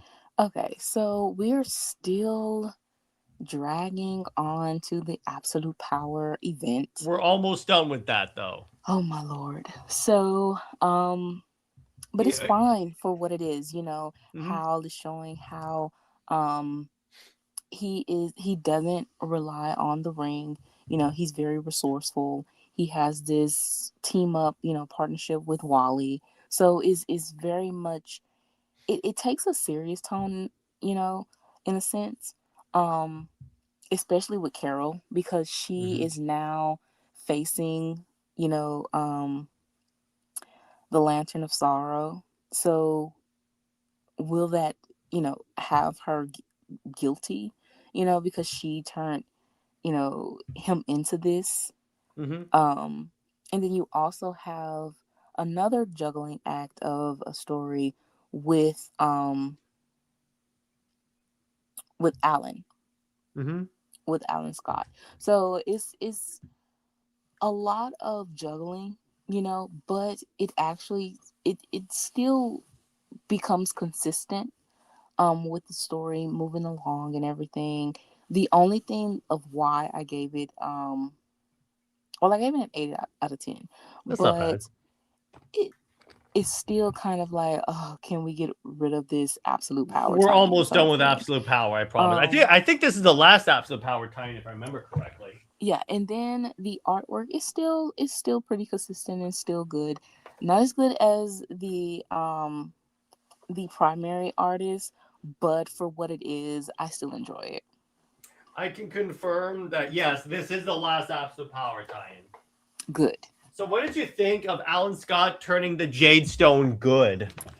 So, well, I don't know much about the Jade Stone. The So, Jade Stone is an original character for Absolute Power. It's just the Green Lantern, like a Mazo android that was designed to counter the Green Lanterns. But it's like with Alan Scott playing chess with it and basically talking through it, it turned it into a actual character that's still in the Green Lantern books. well, I mean, honestly, isn't Alan Scott like the father figure of, A little bit. he is that He's the sort elder of, statesman, if you will. yeah, so he does have that sort of, I guess, that character trait that you want to showcase of him teaching and changing, characters and having that fulfillment. Oh, do you know that DC apparently reposted the Wonder Woman rejecting Superman in Red Sun They reposted it. as a story or something like that? And I'm like, This on on the Instagram, I think. why? I don't know. It's just stupid, but whatever. But anyway, but yeah. So yeah, 10. I think that's pretty fair. And yeah, I do like Zermatico's art dramatically more. He comes back later, but yeah, I also like again the whole Hal and Carol when they first see each other again. He's like, she's okay, and she says he's all right. So it's like that's what they were really concerned about. And it's like, and even Hal says, "How did you find me?" And then Carol goes, "We're connected." Oh, that's neat. Yeah. So so what did you think of the super Batwing that Hal Jordan has to pilot? And he's like, the last time we tried this, it blew up. And then Hal goes, "Welcome a test pilot." You have a lot of humor in this. I didn't think that Wally and Hal would have that sort of relationship. You would think that it would be Barry. But Yeah, it worked here. because Wally and Kyle really had the friendship from when they were on the JLA together in the Grant Morrison run. Mm.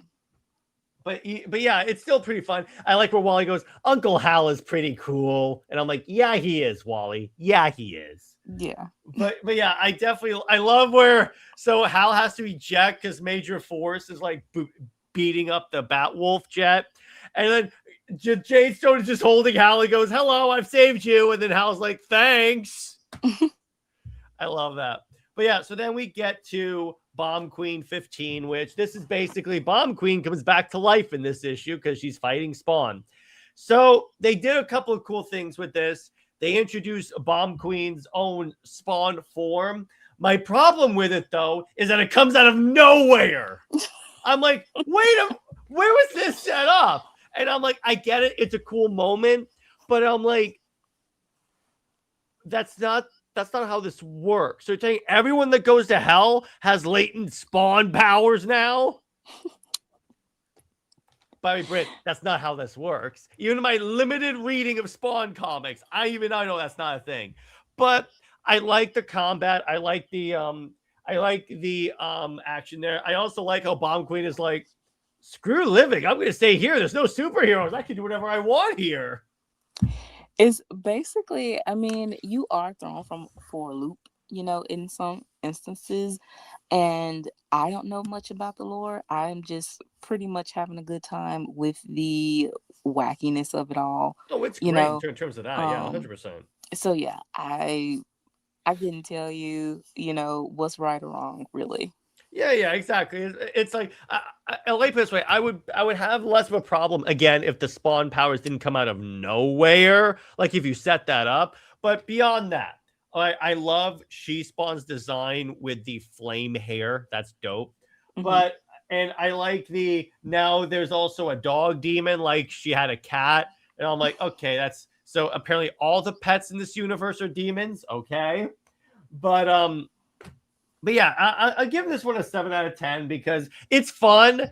It's what I expected it to be. And I like the whole fighting in hell part. That's really cool. And I like how they have to team up to get out of hell. but like they both hate each other, so you get that little relationship. I'm like, oh, this is great. Yeah, it is a fun crossover. You know, again, it keeps the consistency.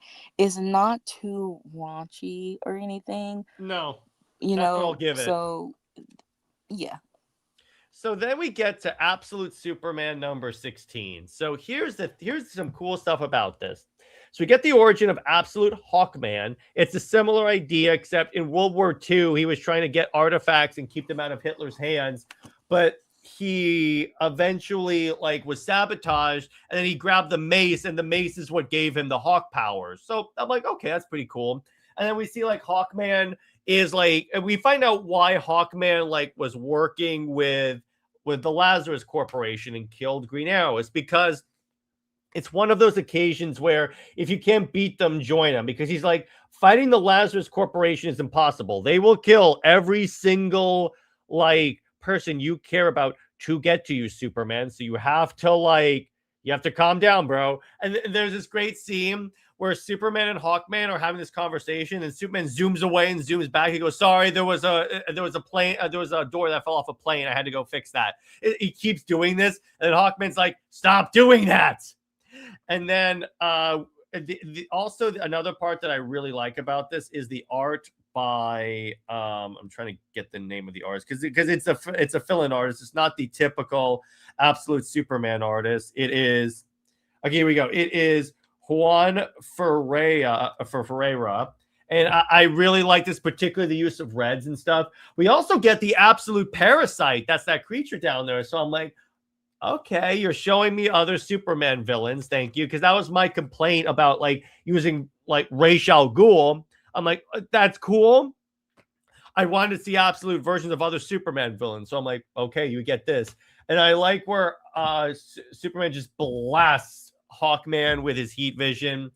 And I like, because this whole idea, Britt, the thing about the Absolute Universe is everything is going, it's kind of like the original Earth 3, where it's natural for evil to prevail, like Hawkman being on the side of the Lazarus Corporation because he doesn't see like a way out.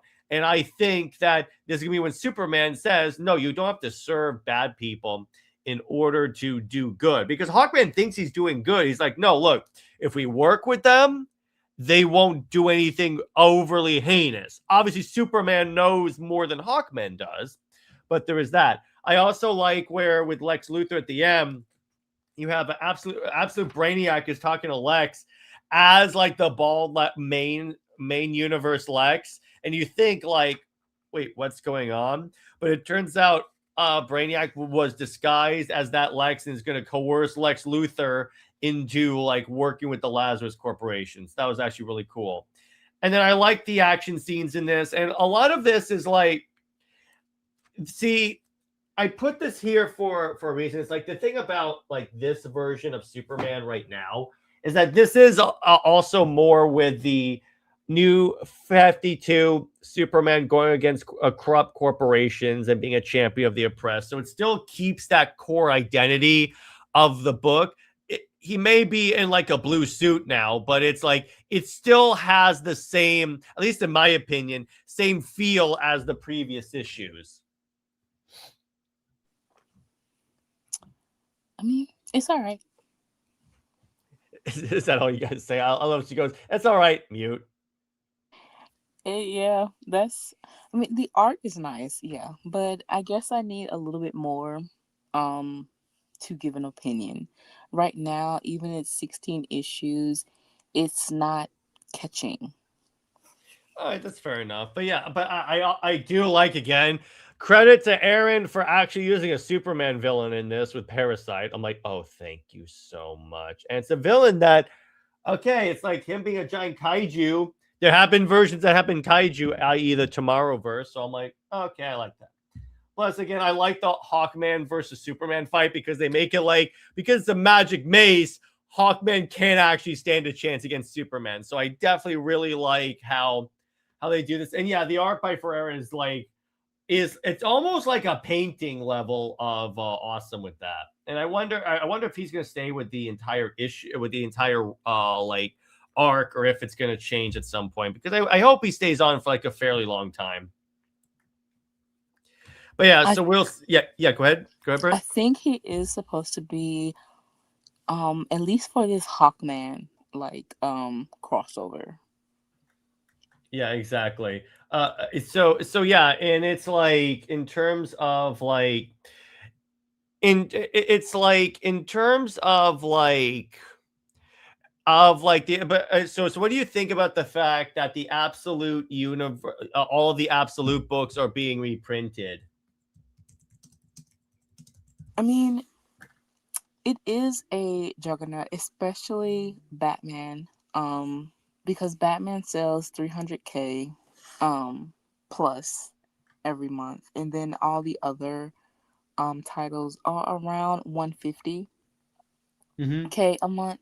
So yeah, I mean, that is pretty much the only thing that DC has that's exciting, and it's still within the first 2 years or so. So it's still within that shiny new feel, and you know, basically how New 52 was. It was very hyped. It was something new, something that felt like it was taking a risk, and having these grand, big, dark, edgy Michael Bay, Frank Miller type designs and everything.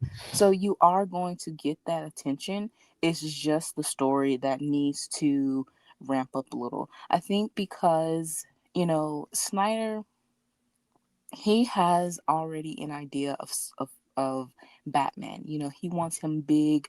He wants this bombastic type storytelling for Batman, and so he's going to do it.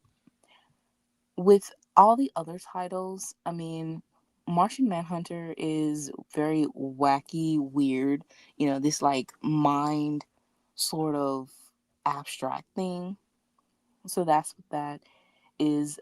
Flash and Green Lantern, I think, is on the same level of kind of just teetering on just being a story of Flash and Green Lantern. I don't think it's anything special with it. Superman fans have been voicing their frustration on the Absolute Superman title because it feels like it's, or wants to veer off to the traditional, status quo. So it's a roller coaster for Superman. With Wonder Woman is very much reheating, Rucka status quo, and some things in that regards of Rucka's whole setup. Very unique designs and everything. You do have the headcanon shipping, with every character under the sun that enters, the Wonder Woman title. Diana herself is kind of like a Disney princess. Yeah. So, I mean, it is what it is. It's, as I said, I just side eye the reheated nachos of Rucka for Wonder Woman. Reheated nachos. God damn it, Britt, I love it. But other than that, I guess it's just a wait and see of how long this hype will last and how, they keep the momentum to do something unique. Yeah, but here's the thing. DC's going to learn really fast if they don't fix a lot of their main line that, let's say the bubble pops on the Absolute Universe. What are they left with? Exactly. And this is why they should embrace the multiverse and do more Elseworlds that's not just Batman. Yeah, exactly. Because like DC has great, like another one that Britt, I don't know if you ever read this one, but I think you might actually dig it. It's called The Nail. No. It's good. So the premise of this one is the idea is Superman's ship came in and the Kents get a flat tire so they don't go out and pick up like Superman in the ship. it's just, so they make you think, okay, Superman just died in the field. He didn't. He was picked up by the Amish community. So so Clark Kent was raised Amish. And then what happens is the Justice League still forms and everything like that. But this is also a world where the government starts not liking the Justice League and starts accusing all of them of being aliens. So they're all hunted down. And at the same time, Batman actually kills the Joker because the Joker had killed Batgirl and Robin. And Batman kind of goes through a little PTSD like phase with Catwoman, and Green Arrow turns out to be like one of the most anti-human people ever. Because he's like, I was supposed to be like a superhero. I was supposed to be a member of the Justice League, and you guys just threw me aside. What are you guys doing? But and then this is also one where Scott Free dies and Barda becomes a Green Lantern. So Scott downloads his consciousness into the Green Lantern ring. That's a lot going on. Yeah, exactly. Superman eventually shows up because Jimmy Olsen is the villain of the first one. And what he does of the first nail, because there's two stories. It's called The Nail, and then the sequel's called Another Nail. So in the first Nail story, yeah, that's original titling, right?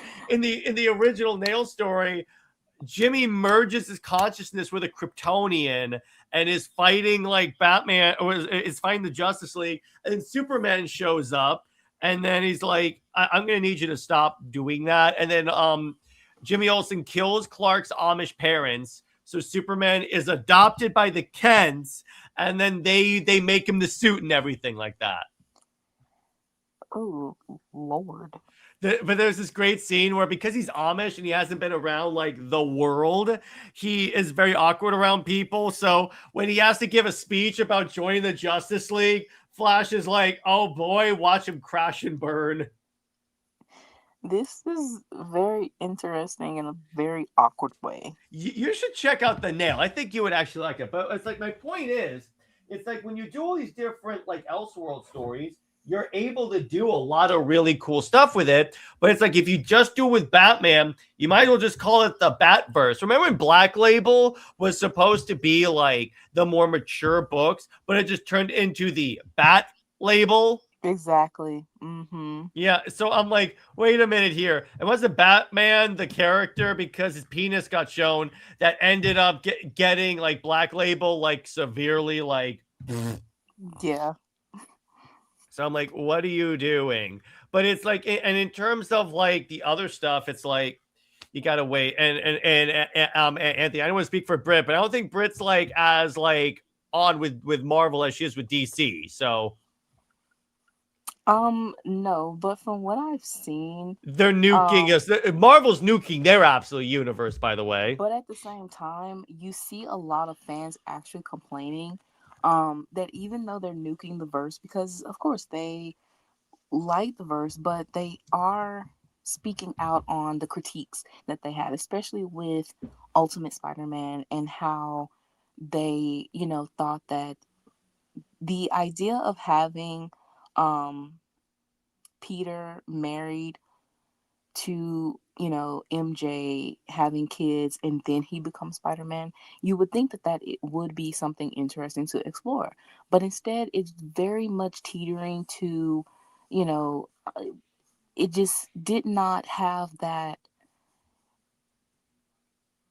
excitement, or didn't reach the expectation that the fans had. And especially what was awkward was having Felicia de-aged to be with Peter's son, like, just because to be a Spider Boy, that really turned a lot of people off and was awkward too. So yeah, even if they are to have, you are to do things differently in Elseworlds and everything, but when you have to change the character so drastically, even like Dark Knights of Steel, with Diana being with Kara, just because Tom Taylor thought it was smart to change her name, she is still visually Kara. It's very awkward when main canon or main verse, Kara looked at Diana as a mother figure or, like a Mm-hmm. big sister. And so it's very weird. But then again, this is Tom Taylor we're talking about. Right. But it's like, yeah, I'm like, what? It's like, the only reason why he had to say that was because I get the feeling that he kept getting DMs or like comments by people saying, why are you putting Diana with Kara? It's a little creepy. Well, I mean, he has the tendency to do that because he put Cassie with Damien, and she's much older than Damien. Yeah, exactly. Especially in that time. I mean, it could be that like in what's the word? It could be that in Deceased it was a little better. It was better. It was like closer in age. But yeah, NJ says Diana and Kara barely know each other in the Birdman canon. A, don't tell the Wonder Woman fandom because they still ship them. And B, that's like Diana with anyone with an S on their chest. Exactly. I mean, that's honestly Diana with everyone because she is so isolated. Yeah, exactly. Now, here's the difference because people will say, then why are you guys pissed off every time Tom King brings in another character? There's a difference between linking her to the DC universe and having every single cameo be a character from another book that you'd rather be writing. There's a difference between those two. Exactly. Because that's the point that I see all these other people keep bringing up. It's like, oh, it's just a nice little crossover. And I go, when Diana has been a passive character in her own book, that's when the crossover just becomes annoying at this point. Right. By the way, I don't know if I told you this, Britt, but I got into a little debate with someone in an Instagram thing because I brought up about because someone was retweeting images of like Wonder Woman 19, particularly with like the carving on the chest, and they were trying to defend it, saying, well, he killed Steve Trevor and killed her sisters, so he deserves it. I'm like, A, Diana didn't mention her sisters, and B, even if she did, Diana would not have someone commit self-harm because that's not her form of justice, because that doesn't make her a hero. And then instantly someone says, do you think Batman's a hero? And I go, Batman is a different character than Wonder Woman. But exactly. it's just it's either a Bat fan or a Tom King fan that don't understand Wonder Woman. So the point where I had to ask, how much Wonder Woman have you read outside of Tom King stuff? They have yet to answer, my friend. I mean, that is honestly, before even getting into a debate, that should be the first thing asked. Yeah, how much Wonder Woman do you read? Because if it's not a lot, then it's like, because I've had that where I've asked people, okay, how much Wonder Woman have you read outside of Tom King? And they'll go, admittedly not that much. And I'll go, then don't tell me King gets the character through and through. Don't tell me that. Because that's not, like this way. The reason why I feel comfortable commenting on Lois being a character is because I've read a crap ton of Superman. But it's like, and Lord knows I've read a lot of Wonder Woman recently. So it's like, I think I have more. If we're going off of if you've read more of the character, then your opinion matters more, then take my opinion for it. He doesn't know Wonder Woman. It's like, isn't that kind of funny? The rules for thee, but not for me, Britt. Isn't that funny? The double standards. Yes. Yeah, but I don't know. Who knows? Hopefully, we will get news in like a later solicit that King is leaving Wonder Woman at some point to go focus on ruining the DC movies. It would be hilarious if he leaves Wonder Woman to go work on the DC studios, and then Netflix comes in and fires all the writers. I mean, I don't know if they would do that, like, if they care for the comic division. Well, let me, no, I'm not saying fire all the writers in the comics division. I'm saying fire all the DC Studios writers. Oh. Like, replace it with a new regime, and the new guy comes in and says, I don't want Tom King in here. Oh, well, obviously, yeah, they are definitely going to do that every time they have a sale or something, or, the regime is like a musical chairs. Well, it's like, especially since Netflix under oath said that the Superman movie underperformed. I'm like, that doesn't look good now. So Well, the it thing is about that, okay, Mhm. so it's a complexity to that because okay, so it Am I did and about it to make didn't. am I about to make Britt defend Superman? Not really, no. Oh, okay. Go ahead. So it did underperform internationally because especially with the Chinese box office and everything, it just did not do good. And honestly, that is superhero movies across the board. It's it's just not. Not Deadpool and Wolverine. Well, it just all depends on the character and I guess the marketing and everything like that. It really depends, but as hyped as it was during like the height of Marvel with Avengers and stuff, it's not the same. It's a little bit lower. Mhm. So with DCU, they had the expectations first that Superman 25 was to make $1 billion. However, and especially with projections, early projections, they thought that yeah, it could make that. Um and all of the hype and everything like that. But that is why you can't really rely on social media because social media does lie and create this false narrative. So when, ticket sales and everything like that started to show, the data of that to show up, and we saw how it trickled, the projections started to trickle down. That is when they lowered their expectations. So it was successful in the sense of it met their lower expectations, for the domestic box office. Yeah, but it's And like it also if your new bosses are saying it didn't perform well, it's like, well, ultimately, yeah, to WB, yes, but now the new bosses are saying it didn't perform that well. I mean, for him internationally, it's true. But overall, and what they expected because of what came before within, I would call it the Hamadaverse, I guess, it did meet expectations to be successful in that term. But in it, so it's very complicated to just plainly say whether it was just straight across the board and an underperforming movie because it But they wasn't. pulled it out of theaters early.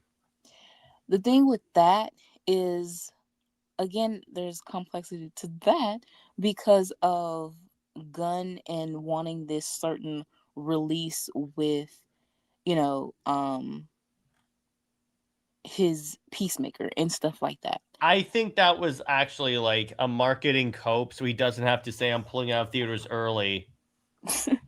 I I think mean, that's what that was. it could be both, just the same way as how I give it until tomorrow, I would say, to Hmm. see or at least by next Sunday Hmm. to see if he actually, acknowledges, Paradise Lost being Oh yeah, canceled. yeah. You That's know, another thing. So what do you um, think of that, Britt? And what's up, John's long box? But Britt, what do you think about that? If it was like canceled, because to me, when I was thinking about this, it was like if it is canceled, then that again lines up with what we were saying, particularly you, Britt, where it's like all these projects that were announced were just the carryover from the Hamada regime that Gunn was just putting in there as placeholders. exactly. A lot of these projects were just that, but also kind of like pet projects for Gunn that just couldn't get off the ground. You know, he wanted Sergeant Rock. He wanted a Huntress movie, Plastic Man. Blue Beetle was getting an animated series, I believe. A lot of things change. It could change in a second. It can change, within a minute, an hour, the next day, something like that. Not everything is going to align the way that they thought it would or planned out. Um, so with Lost, it was already weird to have a prequel before a Wonder Woman movie or before, Diana was to be introduced. But logically, it would have been, well, Diana's origin is not always told like Superman and Batman's. So that would give an opening on her origin. And I believe that the inspiration or what it would have been based on was Historia and probably Perez. So that would have been something. But the only thing that we, got from that was that they did meet with writers, but everything else was crickets. We didn't hear anything. Then you get the fact that Zaslav had the investors call and he promised to have, the Trinity plus Supergirl as, your pillars. So a week or so afterwards, you have a Wonder Woman solo that was never planned, be fast tracked. Okay, I see what you're doing there. I see what you're saying there. That makes sense. So it was to only be Paradise Lost as a prequel, and as I've said even in earlier episodes when we talked about this, that it made logical sense that probably midways or at least the last episode we would see Diana, and either she would be she would it would show her birth, or it would be that we see the grown Diana and the actress who is playing Diana, or it would have been at the beginning and the whole thing is told to Diana as a flashback. Either way we would have gotten Diana in Paradise Lost, and then obviously again she wouldn't have had a solo, but she would be in the Justice League movie, which is unfair. Is very unfair because regardless of DCEU and how things panned out, with Wonder Woman 1984, Wonder Woman still was very successful, still very viable. It was one of the most successful of those first few movies. Exactly. So even in 84, it was still successful for HBO Max, when it launched. Wonder Woman as a brand was very popular, even more popular than Superman. She was more valuable and everything, far more than Superman. So for Superman to get a solo and even a sequel and be the center of the DCU, but Wonder Woman is everything is getting canceled, or not. Gunn isn't saying anything at all about her. It says a lot, and it's not just projecting or labeling somebody as misogynistic or sexist. It's just the fact that it's very clear that you don't have an idea for your true leading and most valuable female character. Like with Supergirl is just an adaptation of Tom King's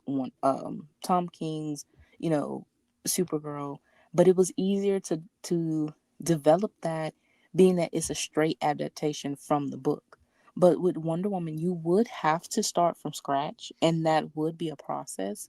But if Zaslav says that she's a priority, she should be a priority, and we should have gotten some type of hint or word about a Wonder Woman casting or more updates on her movie, especially when they probably want it as a release, within 2028 or so, because Gunn does only have like until 2028 or 2030 to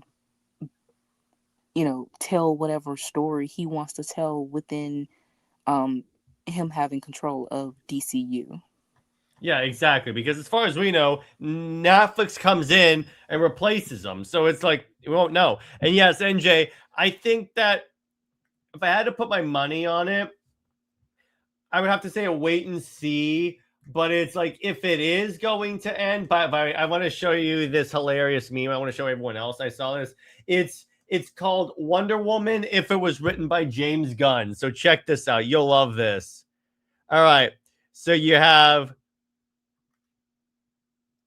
Hippolyta says, Diana, you shall lead the armies of Ares against humanity as the princess of the Amazons. Then it says here, sorry, kid, Wonder Woman couldn't make it. So you got an upgrades, Jay Garrick, Stargirl, and Katana.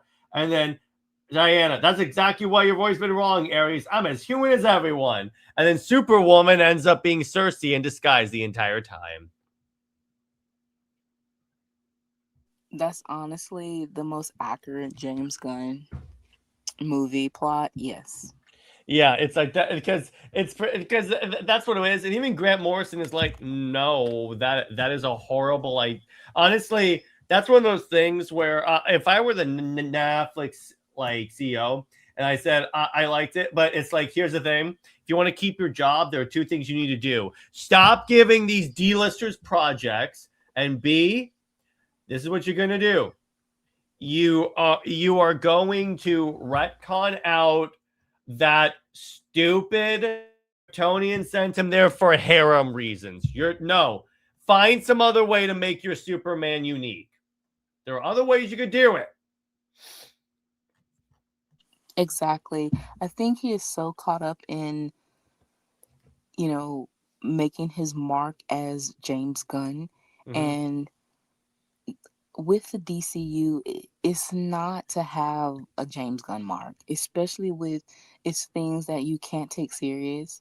And it's just, as I said, it's aging like milk because it's so childish. Superheroes are childish, but this is very childish instead of what it's supposed to be as inspiration.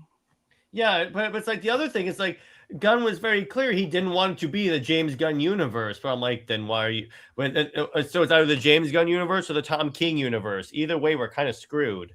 Exactly. That's like the epitome of a pick your evils right there. Right.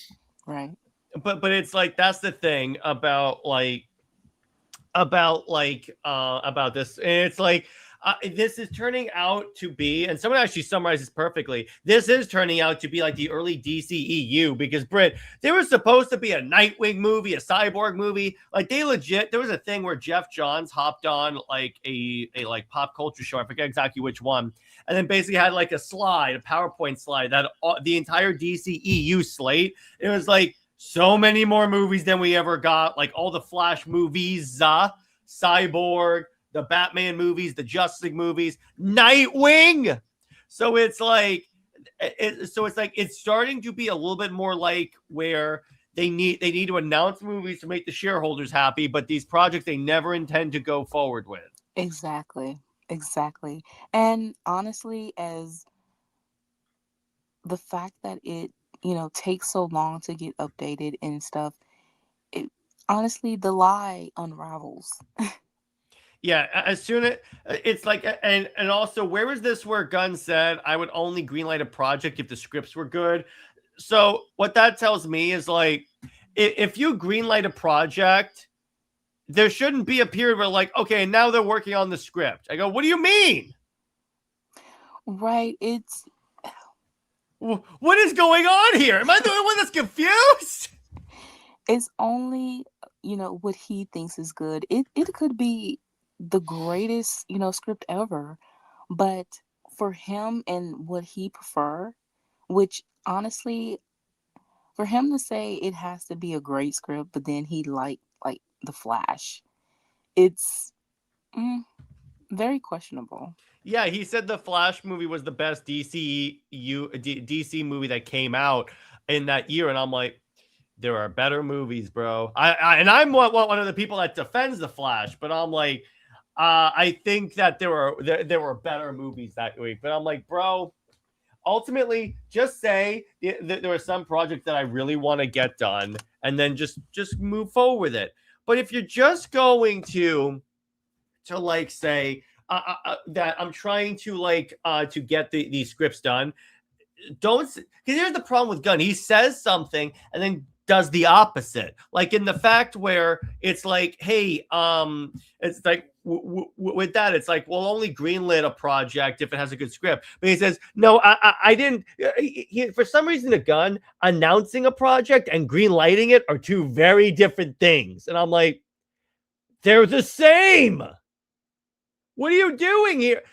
This whole game of Wordle is the most like confusing thing I've ever heard. And that's something you don't want your audience to be confused if they're going to buy in on your shared universe. Am I right, Britt? Right. I mean, honestly, it doesn't really feel like a shared universe. I don't know. It's just It's so not. It's not. incomplete. The only thing that like makes it a shared universe is like, okay, Creature Commandos, Superman and Supergirl showed up in it. Or it's like they reference some events of Superman in Peacemaker, but it doesn't, because they're going with the whole, there could be all these different tones and stuff. And I'm like, yeah, that's true. And that's all well and good. But sometimes you do need some consistency. Exactly. It's like, that's a big problem there. But if you're just going to keep doing that, that's going to be a major issue there. And it's just like, just tell me straight up, we didn't get any good pitches for like a Wonder Woman project so far. But don't say, because remember when Gunn took over, he said, I'm working on getting a Wonder Woman like animated show. Yeah, but here's why I don't take that as seriously, because remember when you told me this, Britt, where he pitched Creature Commandos to Warner Brothers. They said no, and then when he became the boss, he just lit it. So I'm like, okay, wait a minute. So you could have greenlit the Wonder Woman show anyway? Exactly. It's just his pet projects and what he, cares for. Yeah, and I'm like, ultimately, the thing is like, if it's like, ultimately, the way I kind of see this is if the universe falls apart, it's his own fault at this point. It's not WB's fault because they're apparently giving him all the freedom in the world. But it's like, no, it's his own fault for constantly going back and forth with how his work is done. Yeah, at this point, Britt, NJ, I do agree with you. The constant going back and forth, because he says, it doesn't mean I won't change my mind every now and then. I'm like, bro, you can't do that. Because you need a consistent vision. If you announce something, I want to know that project that I'm getting hyped for is going to come out. Because there were a good portion. Let's assume Paradise Lost is canceled. There was a good portion of people that were very hyped for that show, like a Game of Thrones Amazon-style show. By Game of Thrones, they probably mean the last season is going to suck, but that's beyond the point. But it's like Game of Thrones-style Amazon shows, by the way, could be dope, but it's like, then all of a sudden you're just going to pull the rug out? How do I know any of the projects you're going to announce are actually going to come out? I mean, you had also a Waller show. That he keeps trying to insist. No, that one I think is going to come out. You know why? Waller is his favorite character. But I mean, Viola Davis, I'm pretty sure, is probably busy with other, projects and everything. So... Yeah, but I'm just like, at this point, I'm tired. Because, again, and Britt, you know me, I'm much more like, let's give it a shot than Britt is. But it's like, and I don't mean to call you out, Britt, because is it true or is it not true? It's very true. Yeah, but so it's like when I keep doing, because the problem with DC that I see is that they keep announcing stuff and not following through on it. So it's like, if you're not going to do it, now I get plans change as time goes by, but in terms of getting people like this way, all of those projects that he announced 3 years ago, those should have had ready-made scripts done. Those should have been done. Exactly. But it's like, no, it's like, the Wonder Woman script is like done. That tells me it wasn't a priority with Wonder Woman, because it's like, so now I guarantee you, he's like, no one, and he said no one submitted a good script.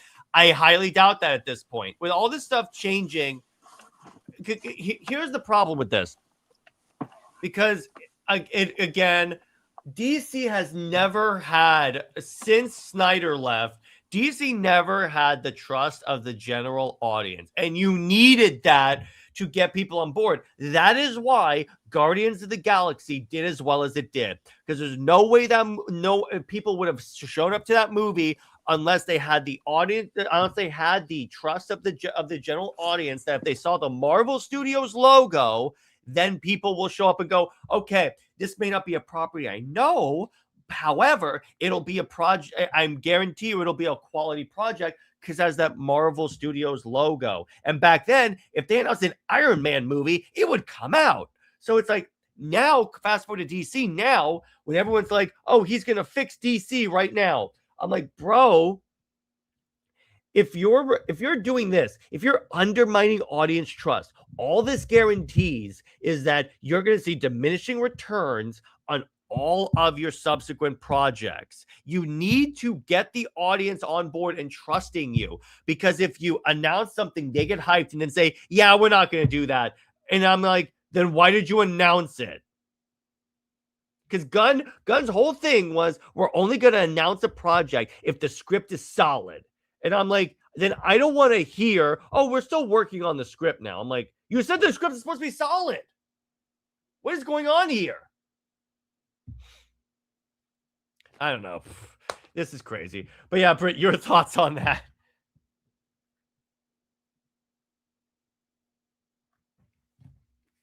While Britt is muted, let's see what NJ has to say.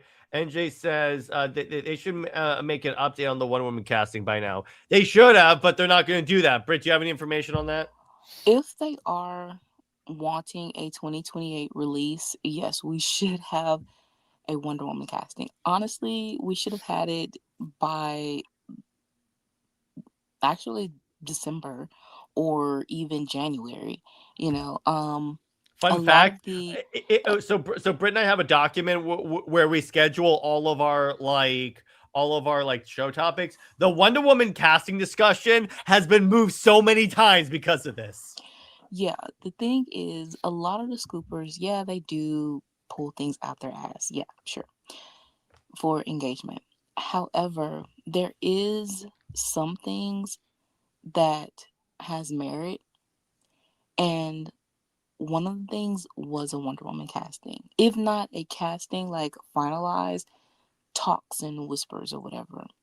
The fact that it took Gunn so long, like 2 months or so, to debunk Wonder Woman being in Man of Tomorrow, or even that, something like that, says, things have changed. And also, again, is the fact that you need to prioritize having your Justice League film. It doesn't make sense that we have not had any type of progression like that.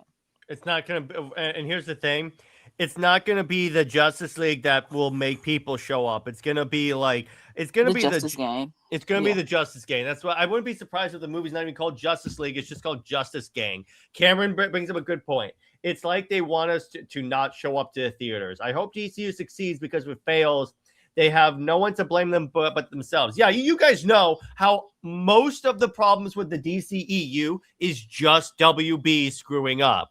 But in this case, if this fails, it's all on Gunn. It's all on Gunn and Saffron, because they made these decisions. They carried themselves in this manner that undermined audience trust.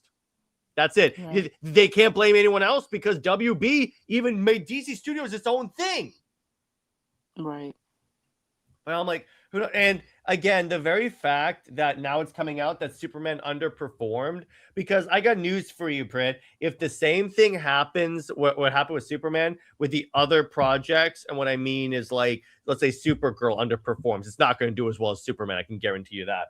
Unless I'd be very surprised if it does. If Lanterns underperforms, excuse me, and if Clayface underperforms, Gunn is not going to be renewed for a longer contract. They are going to make severe changes if all of these projects do not all underperform. Right.